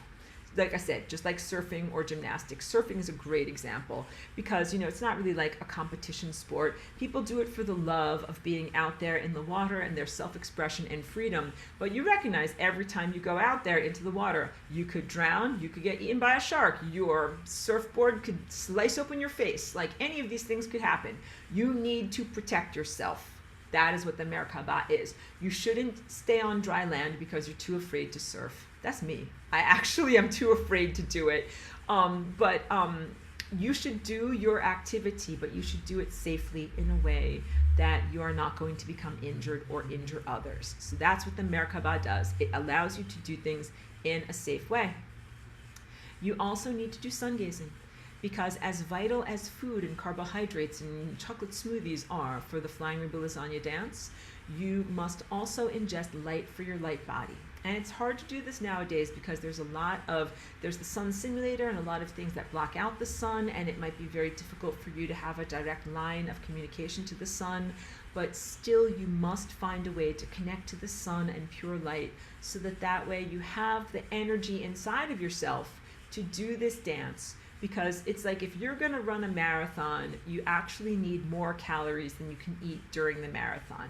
If a marathon is like 4 to 6 hours, you have to eat a lot the day before so that you can do all of the exertion over 4 to 6 hours. Because while you're doing the running, you can't really eat very effectively. Like, you can eat small things, but your body is like, I can't digest a giant piece of meatloaf. Like, I am busy running right now. Same thing with sun gazing. The answer, though, for sun gazing is not carbo loading, which is what runners do. They eat a lot of pasta the day before, so they've got carbs to be able to run the day of the marathon. You need to eat your physical food, but that's just going to be a certain quotient of what you need. The rest of the energy that you get for your Flying Rainbow Lasagna comes directly from the sun, from sun gazing. So you eat whatever 250 calories that come from your wonderful smoothie, but then the rest of your energy comes directly from sunlight itself. And that you might get 50 million units of energy. That's much more than what you can possibly digest from drinking smoothies, even if you drank 50 million smoothies. You got it, guys? You have to end up finding the clean energy of direct light, because that you require more energy than you can get from the physical sources of just, physical food like a puff steam engine. And it's not necessary to stare at the sun with your physical eyes. You connect the sun with your inner eye, with your tendril of attention, and you focus the tendril of attention on the sun and the stars and breathe in that vital life force energy. Okay, let's talk about musical measure breaks and firewalls. When you see me dance, you will often see me bring my hands together like this, and sometimes I bring my feet together, palms together. Sometimes I just touch my fingers like this, or I touch my knee or my knees together because I don't have a chance in the dance. I'm doing too many things to actually do this. But what this is, it's kind of like when you're putting papers in your printer. How you kind of get the papers together? You jostle them all together and then you put them into the printer so that they're well aligned. When you do this lasagna dance, you're creating all these new time tendrils and time structures. And then you got to make sure that everything fits together. This is that process of making sure everything interlaces harmonically and fits together perfectly. And out of that, when you have things perfectly in alignment, there's like a click into position and then the release, and then you burst outward with that energy to begin making the next iteration of what you're doing. So, okay, in music, while performing the Flying Roomba Lasagna dance, you are an artist, and you have full permission to make rough sketches and pencil lines and make mistakes. I've already told you that. It is necessary to erase mistakes and unwanted timelines from your ongoing creation. And the movement of bringing the hands together and clasping and releasing is like a measure break or a musical notation. So in musical notation, you can see in this diagram, you have that vertical line. It's a measure break. It means everything before this in music is going to be in a key. It could be like the key of C. But then after that, we might change the time signature or we might change the key. Things change. So in your lasagna dance, you might have putting on a song. You might put on a song that's like a super duper happy song where you're like bopping along, bop, bop, bop, bop, bop. I'm doing my lasagna dance, dancing happy stuff. And then you can do a measure break. You do that little bringing things together, bringing it to a close. Then you can have a completely new type of feeling. Then you can dance something that might be poignant or tragic, or a completely different song feeling. I put on a different song and I have a different feeling. And that is part of the artistry of what you're doing. And when you create these firewalls, it also is kind of like locking a layer in Photoshop that you're not going to have anything come along and hijack or distort the events that you have danced into time. So if you've danced into time a certain amount of stuff and you've worked on your painting of reality a certain amount, then you do this measure break, and that is like saying, I've encapsulated those events, they are what they are, and now nothing's going to come along and influence it. And that's important because you don't want to have your whole entire life's work corrupted if you have one mistake or one invader one day. I've been dancing for 20 years. If I had one bad thing happen that was like, oh no, like now this is going to spread to my whole entire 20-year project, like I'd be devastated.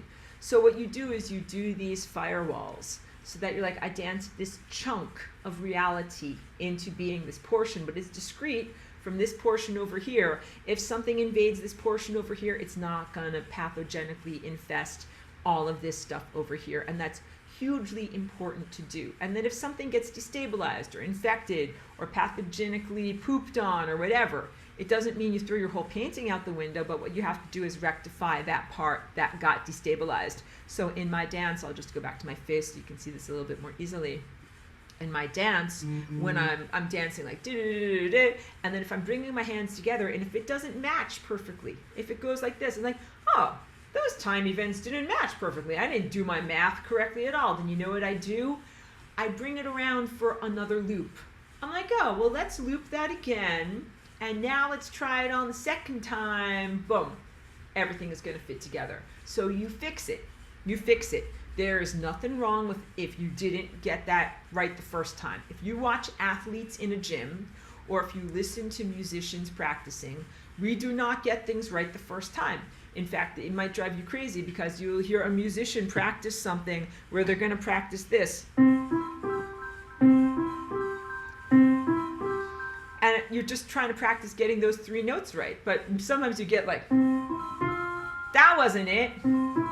That's it. And then you keep on practicing. Like, the repetition can drive a listener crazy, but it's how we learn. So in doing your Flying Rainbow Lasagna dance, you will change and shift reality. Maybe it doesn't come out right the first time. That means you have to do it again. Got to practice. And if it doesn't come out the second time, do it again. Practice it again. Keep doing it until it comes out the right time. And you have that level of support from the cosmos where you are in a learning situation, or like in a gym, growing stronger. It's not expected to be a performance like when you're on stage at Carnegie Hall.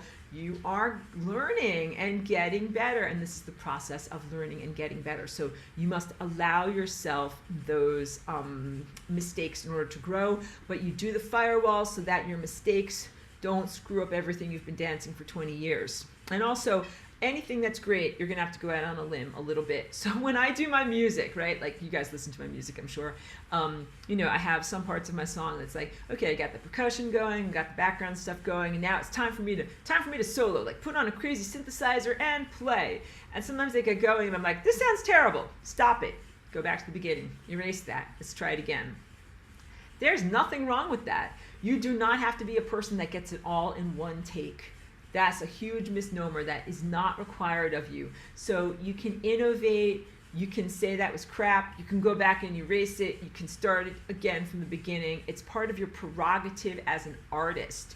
And you are in charge of your performance. So it's not like you're, you know, they have this really mean show called Showtime at the Apollo, where if you make a mistake, then they boo you off stage and they throw stuff at you. This is not Showtime at the Apollo. If you make one mistake, you are not going to get booed off stage. You're like, oh, S-H-I-T, that was a mistake. That sounded terrible. I'm very self-critical when I play. And I'm like, that sounded terrible. Erase it all. Start again. Because I want to feel like this when I'm playing and making some kind of synthesizer music. I want to feel like, F yeah, that sounds great. That sounds great. That's the direction I want to go. And if I'm not at that level, I erase it because I play with passion. And if it's not there, it's not there. So yeah, I gotta love it. And if I don't love it, I'm gonna erase it. Be that way with reality. Be that passionately invested with reality, but recognize that you get to continually refine and record over or erase the things that don't really work for you. Okay, so got to the measure break, bringing your hands together. The action also of the measure break, like when I'm doing this arrangement of the papers going into my printer feed, that erases the perturbations, the unintended events in the time field that are like the ripples around the edge when you dive into the pool. They're things you didn't want to make happen, but they could have happened, but you have to make sure that they don't happen. It locks in the desired events that you have just created, but it smooths out or erases the unintended events. And the protective segmentation of your creation to quarantine any infection of an individual segment. You got it? So you are being responsible to the entirety of your life and the entirety of really the cosmic presence when you do this segmentation, so that if you mess up, destabilize, or if parts of it get infected, it's not going to infect the whole. And also, a part of that bifurcation is an organization of all of the events. So, you know, you're like, imagine that you're having a big giant party and you're gonna have lots of things happen at your party. You're like, we're gonna have like balloons, and then we're also gonna have champagne, and then we're also gonna have pony rides, and then we're also gonna eat this food, and then we're gonna have cake, and we're gonna do this, and we're gonna do that. You have all of these things that are going on, and they're all good things, but you as the party event organizer, you have to coordinate them. And the bringing together things into this measure break position like this is that act and intention of coordinating all of those good things so that they happen in a harmonically pleasing, holistic presence. and also the smoothing away of the edges of anything that's not an unintended consequence. Like, we're all gonna have pony rides, but you want to smooth away, like, nobody gets pooped on from pony poop. You got it? Or like, we're gonna open up the champagne, but nobody gets a champagne cork directly into their eyeball. So you start to understand, like, everything that is fun and joyous and expansive and exploratory can have negative or harmful blowback. Protect yourself from blowback. All right, you're getting it. I can feel your presence. I can feel your mind. Okay. And oh my goodness, we have a lot more to get through. Perceiving the time field. Beginners might, this speaks to all of your concerns. Please listen. I'm holding your hand. Everything is going to be okay. Beginners might not immediately perceive the higher dimensional reality space within which you are dancing. You're still awakening your light body. Do not despair or pressure yourself. Your perception will improve the more you dance. The more you dance, the more you awaken your light body, the more you awaken and align with the senses of your light body. You develop the ability to hear the music of the cosmic infrastructure and see the context and respond accordingly. So you have to be in super compassionate mode. You have to be Zen mind, Zen beginner. Recognize that you're a baby, you're an infant, you're still figuring and learning things out. The more that you show up and the more that you do this and avail yourself to this level of development, the more that you become capacitated to see and sense and know. I see a higher dimensional landscape of moving colored shapes to which I respond with my dance. That is what my dance feels like. My dance is also much more than visual. Like, you know, I have this painting here that shows an example of what I see, but at this point it is beyond what I see in terms of a visual metaphor with visual language. I sense, because I feel time currents, I feel them. I feel them like the way you can feel a gust of wind, but I also feel them the way that you can anticipate like something is going to happen. Like when you're waiting for the other shoe to drop, you are anticipating something in time. You can feel that something is going to happen. When you're a musician and you're playing with a band, you're like, I'm playing, I'm feeling it, and the trumpets are gonna come in, trumpets now.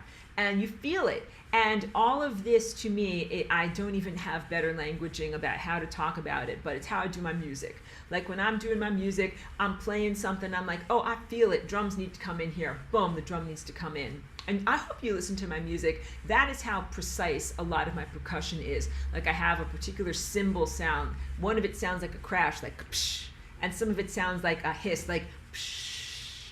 And I use them very, very accurately.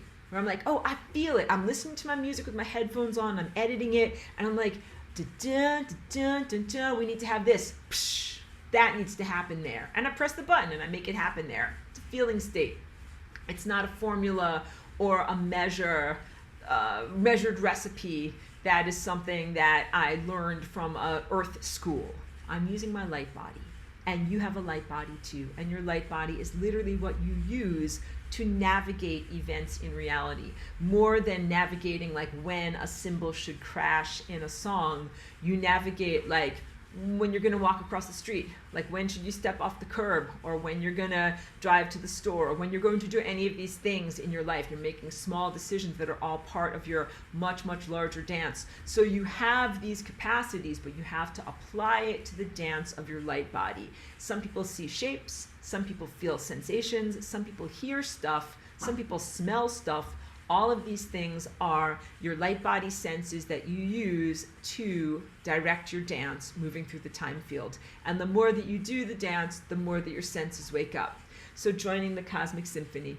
All living organisms are musicians in the symphony of life, from microbes to plants to my little dog who is barking here. I should walk her soon.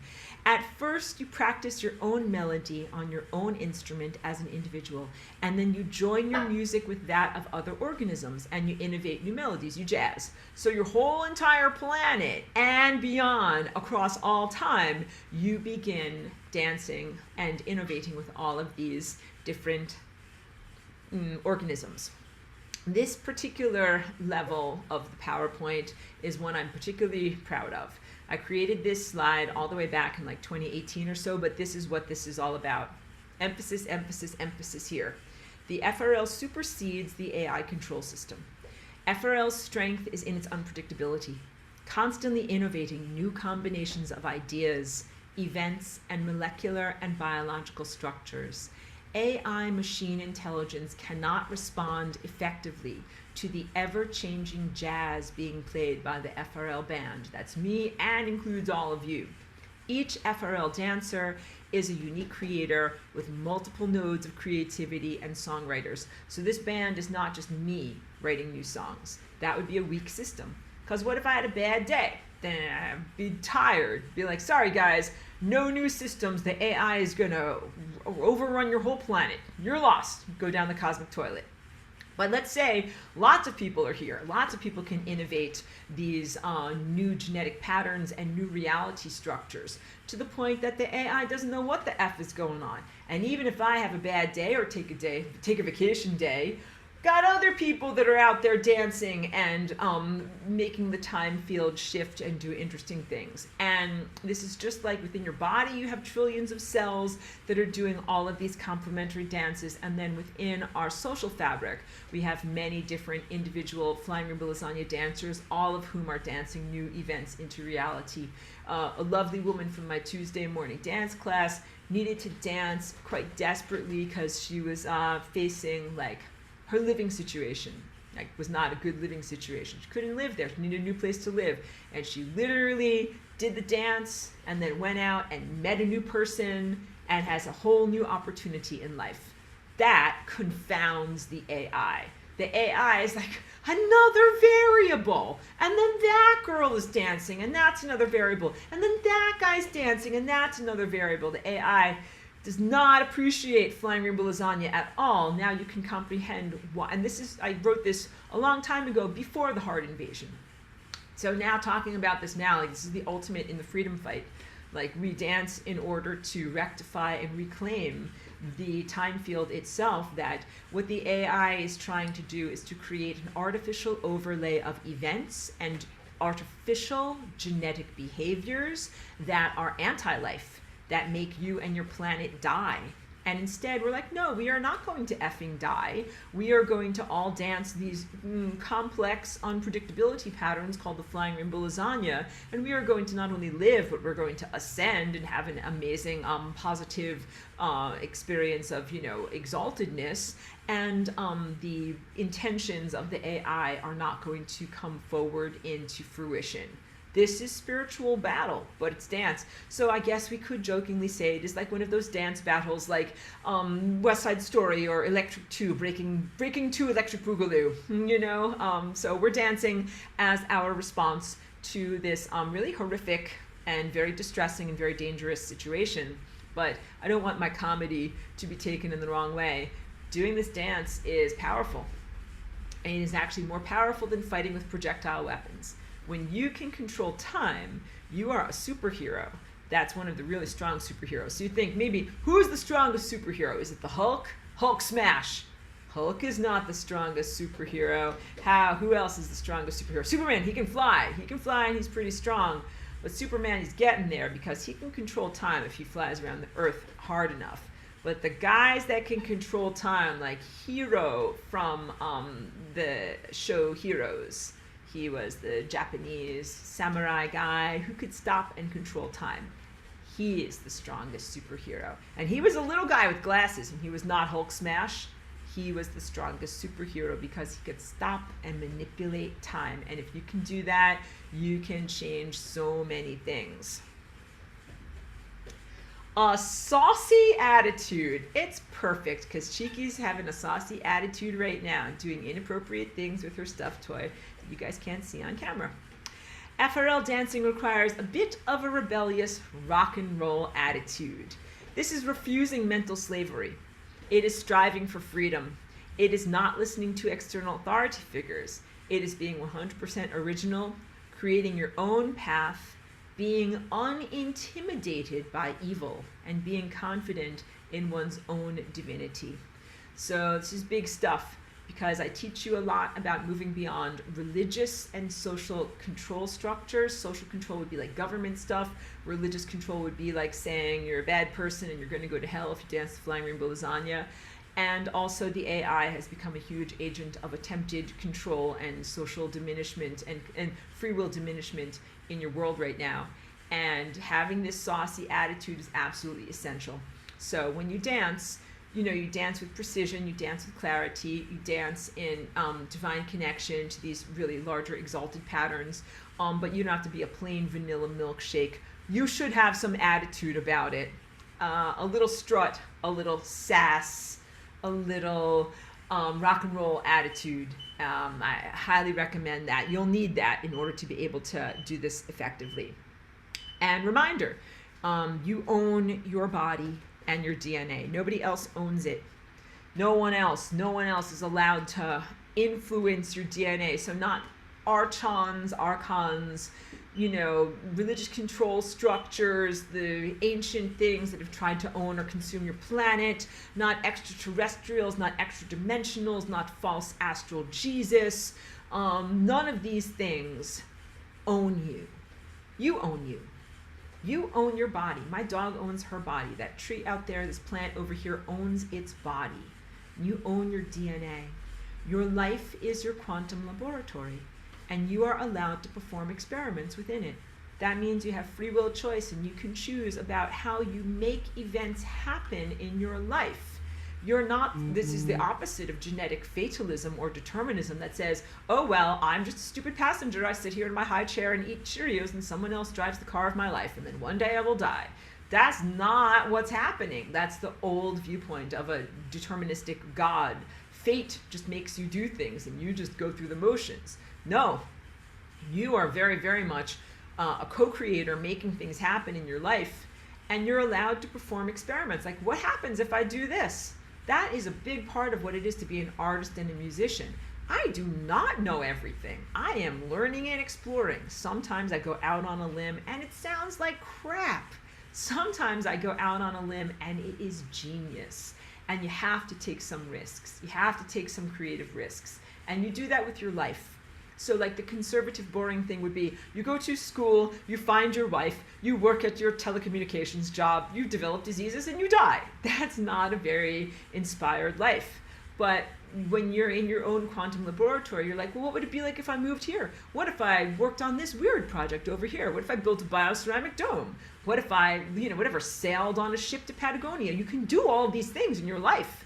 Life becomes an amazing, exalted adventure. Your life is your own and should not be directed by any parent, spouse, government, or religious figure, or I will add to that, artificial intelligence structure. How to dance like a flying rainbow lasagna. Finally getting there. First, you have to eat light. Eat wonderful, good food, both physical food and non-physical food. Stretch, and, you know, sun gazing is eating the non-physical food. Put up your Merkabah for protection. Run encryption on your DNA. You have to put on awesome music. Music is a huge part of my life. It is a huge part of my dance. It is a huge part of what makes me lasagna throughout the day. So I wake up in the morning and I put on a song that I like, and I'm using that, and I'm making my food, and then I make some new music of the day, and then I keep that music going while I do my exercise, and then I have to do stuff like manage my Etsy shop and do all sorts of other things too. I play music while I do all of those things. I encourage you guys to be like this. Music is the gas that makes my car go throughout my day. Use music to go through your day and to inspire you and kind of give you that energy. I definitely use music when I exercise, and I use music when I'm gonna cook my food. Cheeky and I don't listen to music while we walk because I talk with Cheeky and she doesn't like loud music also. But you understand, music can be an incredible motivation to be able to do what you need to do. And you imagine the singularity within you jumping to the singularity that is within any other person, organism, or object. So that's the real, I'm thinking of the right word, amazing innovation that you have to do in order to do the flying rainbow lasagna. You must encompass the concept of what the singularity is, and the truth that the singularity that is inside of you is no space away from you, from the sun, or an atom, or a dog, or a cat. They all contain singularity, and you contain singularity, and the truth is there is no space between you and that cat, or that sun, or that tree, or a butterfly from 20,000 years ago. That is the essence of what you do, and that is actually, I think, the most challenging thing. It is a cognitive leap that you make about what is singularity and how there is no distance between yourself and all of these others who also have singularity inside of them. And you make that singularity, once you have that comprehension that there's no space between this singularity, you make the singularity jump back and forth 8 times between these two positions of singularity, and that forms the fabric of space, time, and consciousness into an FRL. You add greater levels of complexity to the dance by creating new combinations of movements at various orientations. That's what I was playing for you over and over. So the you don't just have to be at 90-degree angles, like up, down like this, or vertical like this. You can start to see how this can tilt and whirl, like some kind of a carnival thing, like a tilt-a-whirl, all over the place in all of these different amazing angles and vectors. All right, on to the next. We're getting there, guys. How to dance like a flying rainbow lasagna. Add even greater levels of complexity by harmonically integrating your individual dance with others' dances, like other dancers, like atoms, minerals, microbes, plants, insects, animals, planets, and stars. You make the regular measure breaks to compartmentalize your ongoing creation, protecting each segment from compromise. You should be in a nonverbal, non-ego-based mind state during the dance. That's one of the hallmarks that you know. How do you know I'm doing it right? How do I know I'm doing it right? When you don't have your intellect going. You go into a state that supersedes your verbalized mind, supersedes your intellect, supersedes your ego desires, and goes directly into a highest self state. I need to drink a little bit of water here. Hold on a sec. You do these complex calculations and movements really from your connection to the cosmic infrastructure and your highest self.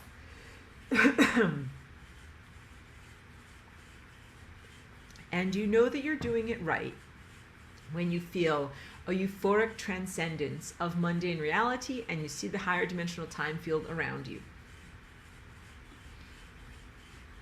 Completing the dance. So you know that you get there when you get to nonverbal elation. Sorry, my voice is tired from so much talking, guys. Sorry, so I have to just cough and drink.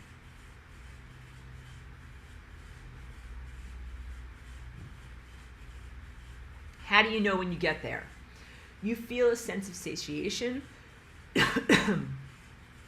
feel tired, but you also feel elated. And you feel like you came out of the world and like you're not going back into the same world that you left. You finish everything with a final measure break. Bring it all in together. Kapow. Then you can be done. Bow or curtsy to your fellow dancers. That's all the plants and animals and trees and stars all around you. You acknowledge everyone that's danced with you. You ground or return to the mundane reality. You come back to the awareness of your body. You get up off the ground or you get out of your chair, and then here's the thing that has never changed for me. You need to eat some nourishing food. Just eat some protein, scrambled eggs, or a nice piece of chicken or whatever it is. But that's when you, carbs before you dance, protein after you dance. And then also literally sitting on the ground puts that wonderful flying rainbow lasagna energy into the earth that we are nourishing with this.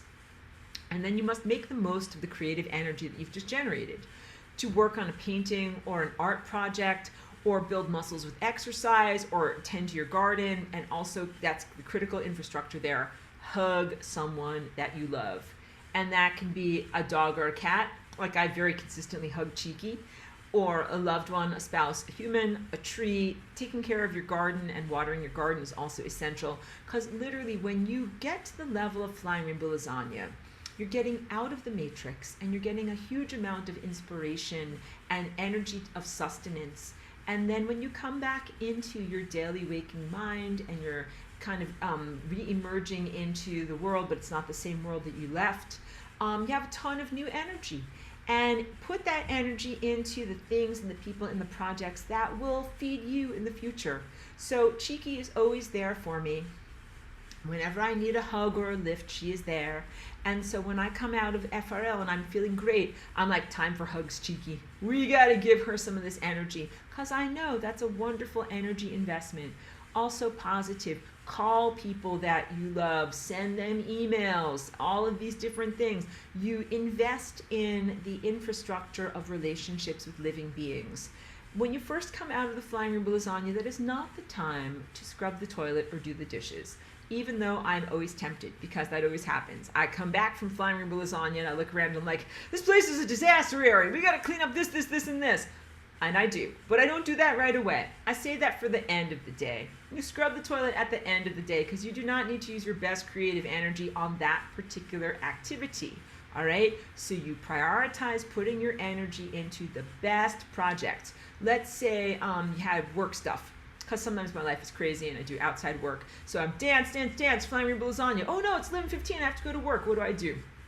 I take time to bring myself back to my body, eat good positive protein, and then I might take 10 minutes and look at a painting or think about an album or think about some creative project that I'm doing. I put imagination energy into the things that matter. Then I go on to my life responsibilities. And it's essential sometimes to balance life responsibilities because everybody's got to make a buck. You got to earn your money. You got to do your work in the world. But Flying Rainbow Lasagna is when you are being responsible to your higher cosmic duties. So please be responsible to your higher cosmic requirements as well as to your physical earthly requirements. And then this is the final thing that I want to share with you here, a huge emphasis. The Flying Rainbow Lasagna is a cumulative dance. This is what I talk about when I talk about being a time crystal or a masterpiece. Like an oil painting where you have added many multiple layers of very thin glazes of paint, and that is what gives realistic skin texture and the glow of Renaissance paintings. Like a traditional oil painting created by many overlapping layers of paint, you are painting a new reality, and each time you dance, you add another layer to the reality that you're painting. Some paintings go through awkward phases, and I will always tell you that as an art teacher for real. Don't throw your artwork out the window. If it's going through an awkward phase, what you do is you keep working on it until it's refined and perfected.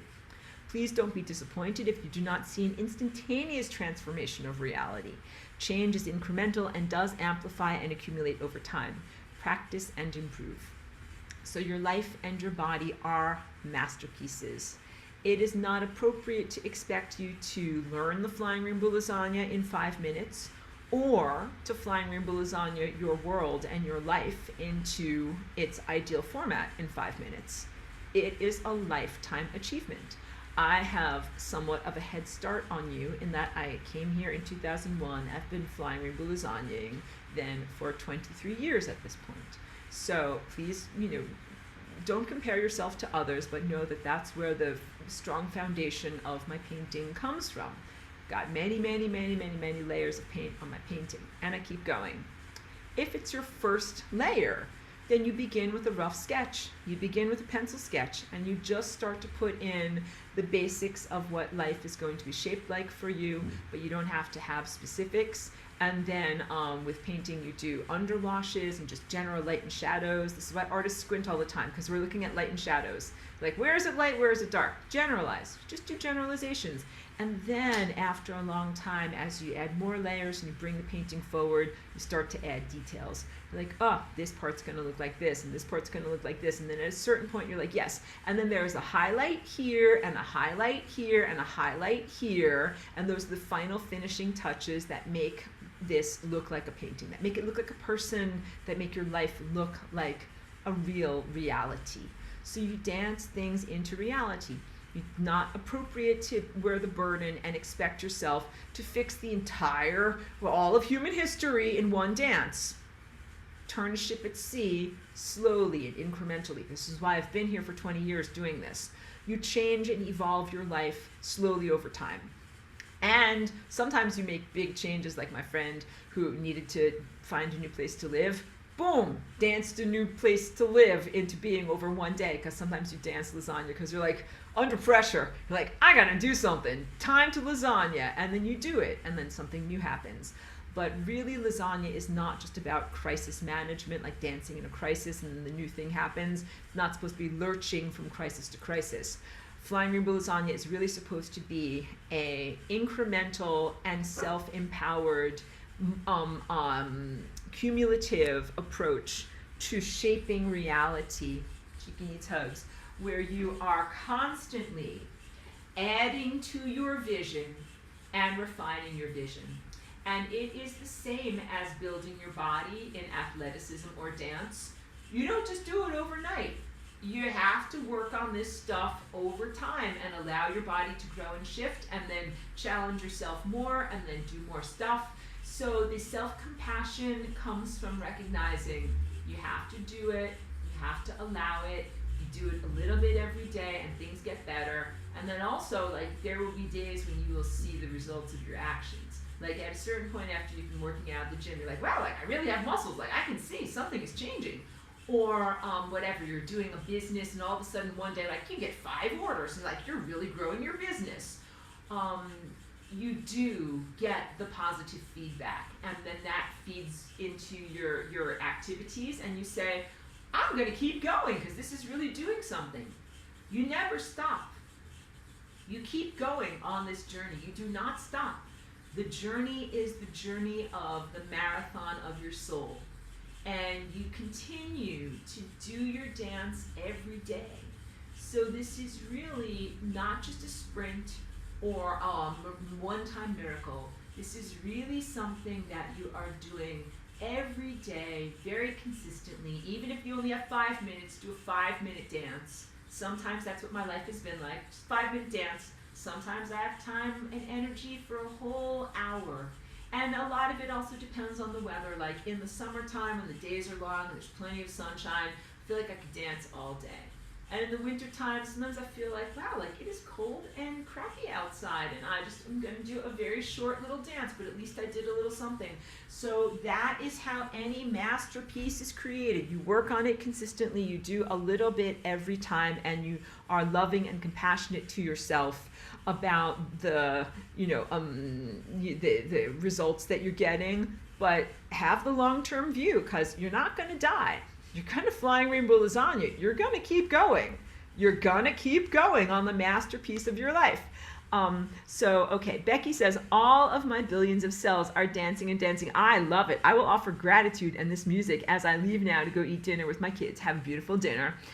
XOXO to Aurora, thank you, and thank you for addressing my questions. I hope to attend a live lecture again in the future, and I hope you like questions because I always supply them. I totally enjoy questions, and we are definitely, that's part of the teaching style that I do here. So thank you for the music. I won't turn it on right now, but I encourage others to snag that link and listen to the music. Maybe we'll play it as an outro. Pedro says, the glass panel one was beautiful. Too bad it's gone. Thank you so much. We mourn the loss of that. So he's talking about a particular artwork that looked exactly like these unnested Russian dolls that I had painted when I was very early here in my journey. I didn't know a lot about art supplies and things, and I loved painting on glass and using glass paint. I found out, number one, glass paint is not good to breathe in and will definitely give you chemical problems with exposure. And then number two, you paint on glass and sometimes things break the glass and then the painting goes bye-bye. It's like my goldfish didn't die, my grandma didn't die, my painting went bye-bye. That was so sad. So we mourn the loss of that painting, but at least we still have some imagery of it. Pedro says, made it home for the last part of the class. Good, I'm so pleased that you made it here. And then Pedro says, ascension, this is the way. Absolutely. Charlie B says, a little strut, a little sass, a little rock and roll attitude. Sounds like a song title. Oh, definitely. Thank you for that. You guys have to help me with song titles because you know I struggle. But yes, there's a little something about doing this flying rainbow lasagna and having a saucy attitude is part of it. That I should say confidence. You should have the confidence that you're doing your thing, and the confidence is kind of a little bit like, I adopted Cheeky. I'm looking at her in her dog bed over here, and she had a lot of baggage. She was like a rescue. She was kind of afraid of the world, but at a certain point after, working with her and just reassuring her, she developed a wonderful level of confidence. And when we walk down the road together now, she's got a little strut. She's like this. She's like, I'm Cheeky. Like, this is my happy time. I'm going to the park. Everything is awesome. Like, that's how you should be. You should not like an idiot or whatever, but you should be like, yeah, like, I'm Charlie B. I'm Pedro. I'm Trish. I'm walking down the street. I'm doing my thing. It is this celebration of who you are, your true self. A celebration and a confidence in who you are and your true self and the value of your being.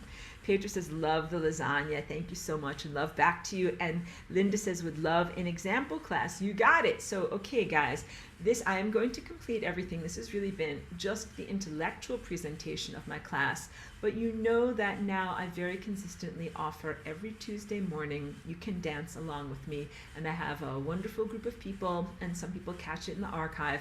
If you'd like to be a part of that going forward, I'm so pleased to have you join. So just email me or contact me and I will add you to the list. And so we dance at 10 a.m. on Tuesdays. So I don't always schedule myself at 10 a.m. for my Flying Rainbow Lasagna dance, because some mornings I might get up earlier and some days I might need more time to make music or whatever. But it's a good consistent time when I can get together with everyone, because that's also part of the unpredictability of lasagna, is that you don't always do it at the same time. But for the sake of having a group and scheduling it, I just arbitrarily keep it at that time. And then I'll turn off my treadmill so I can just show you a little bit. When I dance, you know, I dance here rolling around, and I really show how, like, we go through portals, like we roll through portals. You do not walk through a portal like this. You roll through, and it does require some mobility and some ability, but I always offer a modified version and a modified way of doing it so that it is accessible to, you know, people of all different types of body levels of health and ability. It's not only for acro yoga, ballet masters, all right? So this, I hope, has been a good recap on the philosophy of what is Flying Rainbow Lasagna, the specifics of what you are doing with your energy field, and then also, like, I could do the actual dance for you. I will tell you, like, I'm a bit tired and hungry right now after many hours of walking. Like, if I was going to do the dance for you and do a real demo, I'd be like first I have to eat like several thousand calories, and then you know, kind of do some stretching and warm up and get going with you here. I'm happy to do that for you, but I think what I would prefer to do is say, if you want to learn more about the physical movements of what I'm doing when I do this inner esoteric work, please become a part of my Tuesday morning classes, and that this represents the culmination, so happily, of the 2023.2 semester. So thank you, cheers, everybody, whatever, pop your sparkling apple juice or whatever you want to celebrate with,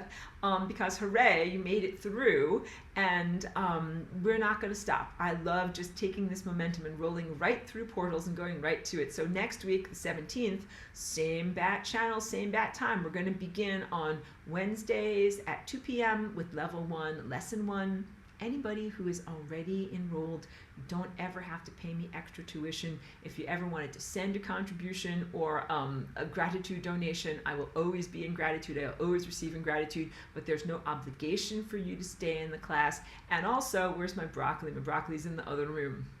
I want to joke, be like, this show is sponsored by Aurora's Dehydrated Broccoli, but it is sponsored by Aurora's Dehydrated Broccoli. I'm my own sponsor. I just started dehydrating my broccoli microgreens. They have a huge amount of health benefits. They're good in the freedom fight because the sulforaphane content of the broccoli helps to return the blood in your arteries and veins to the fourth phase of water, and supersede the limitations that glyphosate and other difficulties in our environment bring into us. So there's a lot of reasons why broccoli is amazing for your body, especially right now.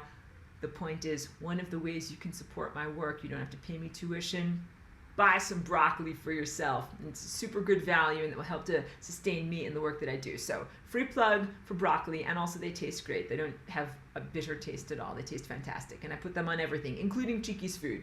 Pedro says 2024 is the year of the lasagna. I love that. I was not aware, because I've heard of like the year of the horse and the year of the dragon, but I think we should have the year of the lasagna. Absolutely love that. Great. Okay, and now I'm going to make sure that we've got your email. I'm just going to get that copied so that way I can make sure that I don't lose that for you.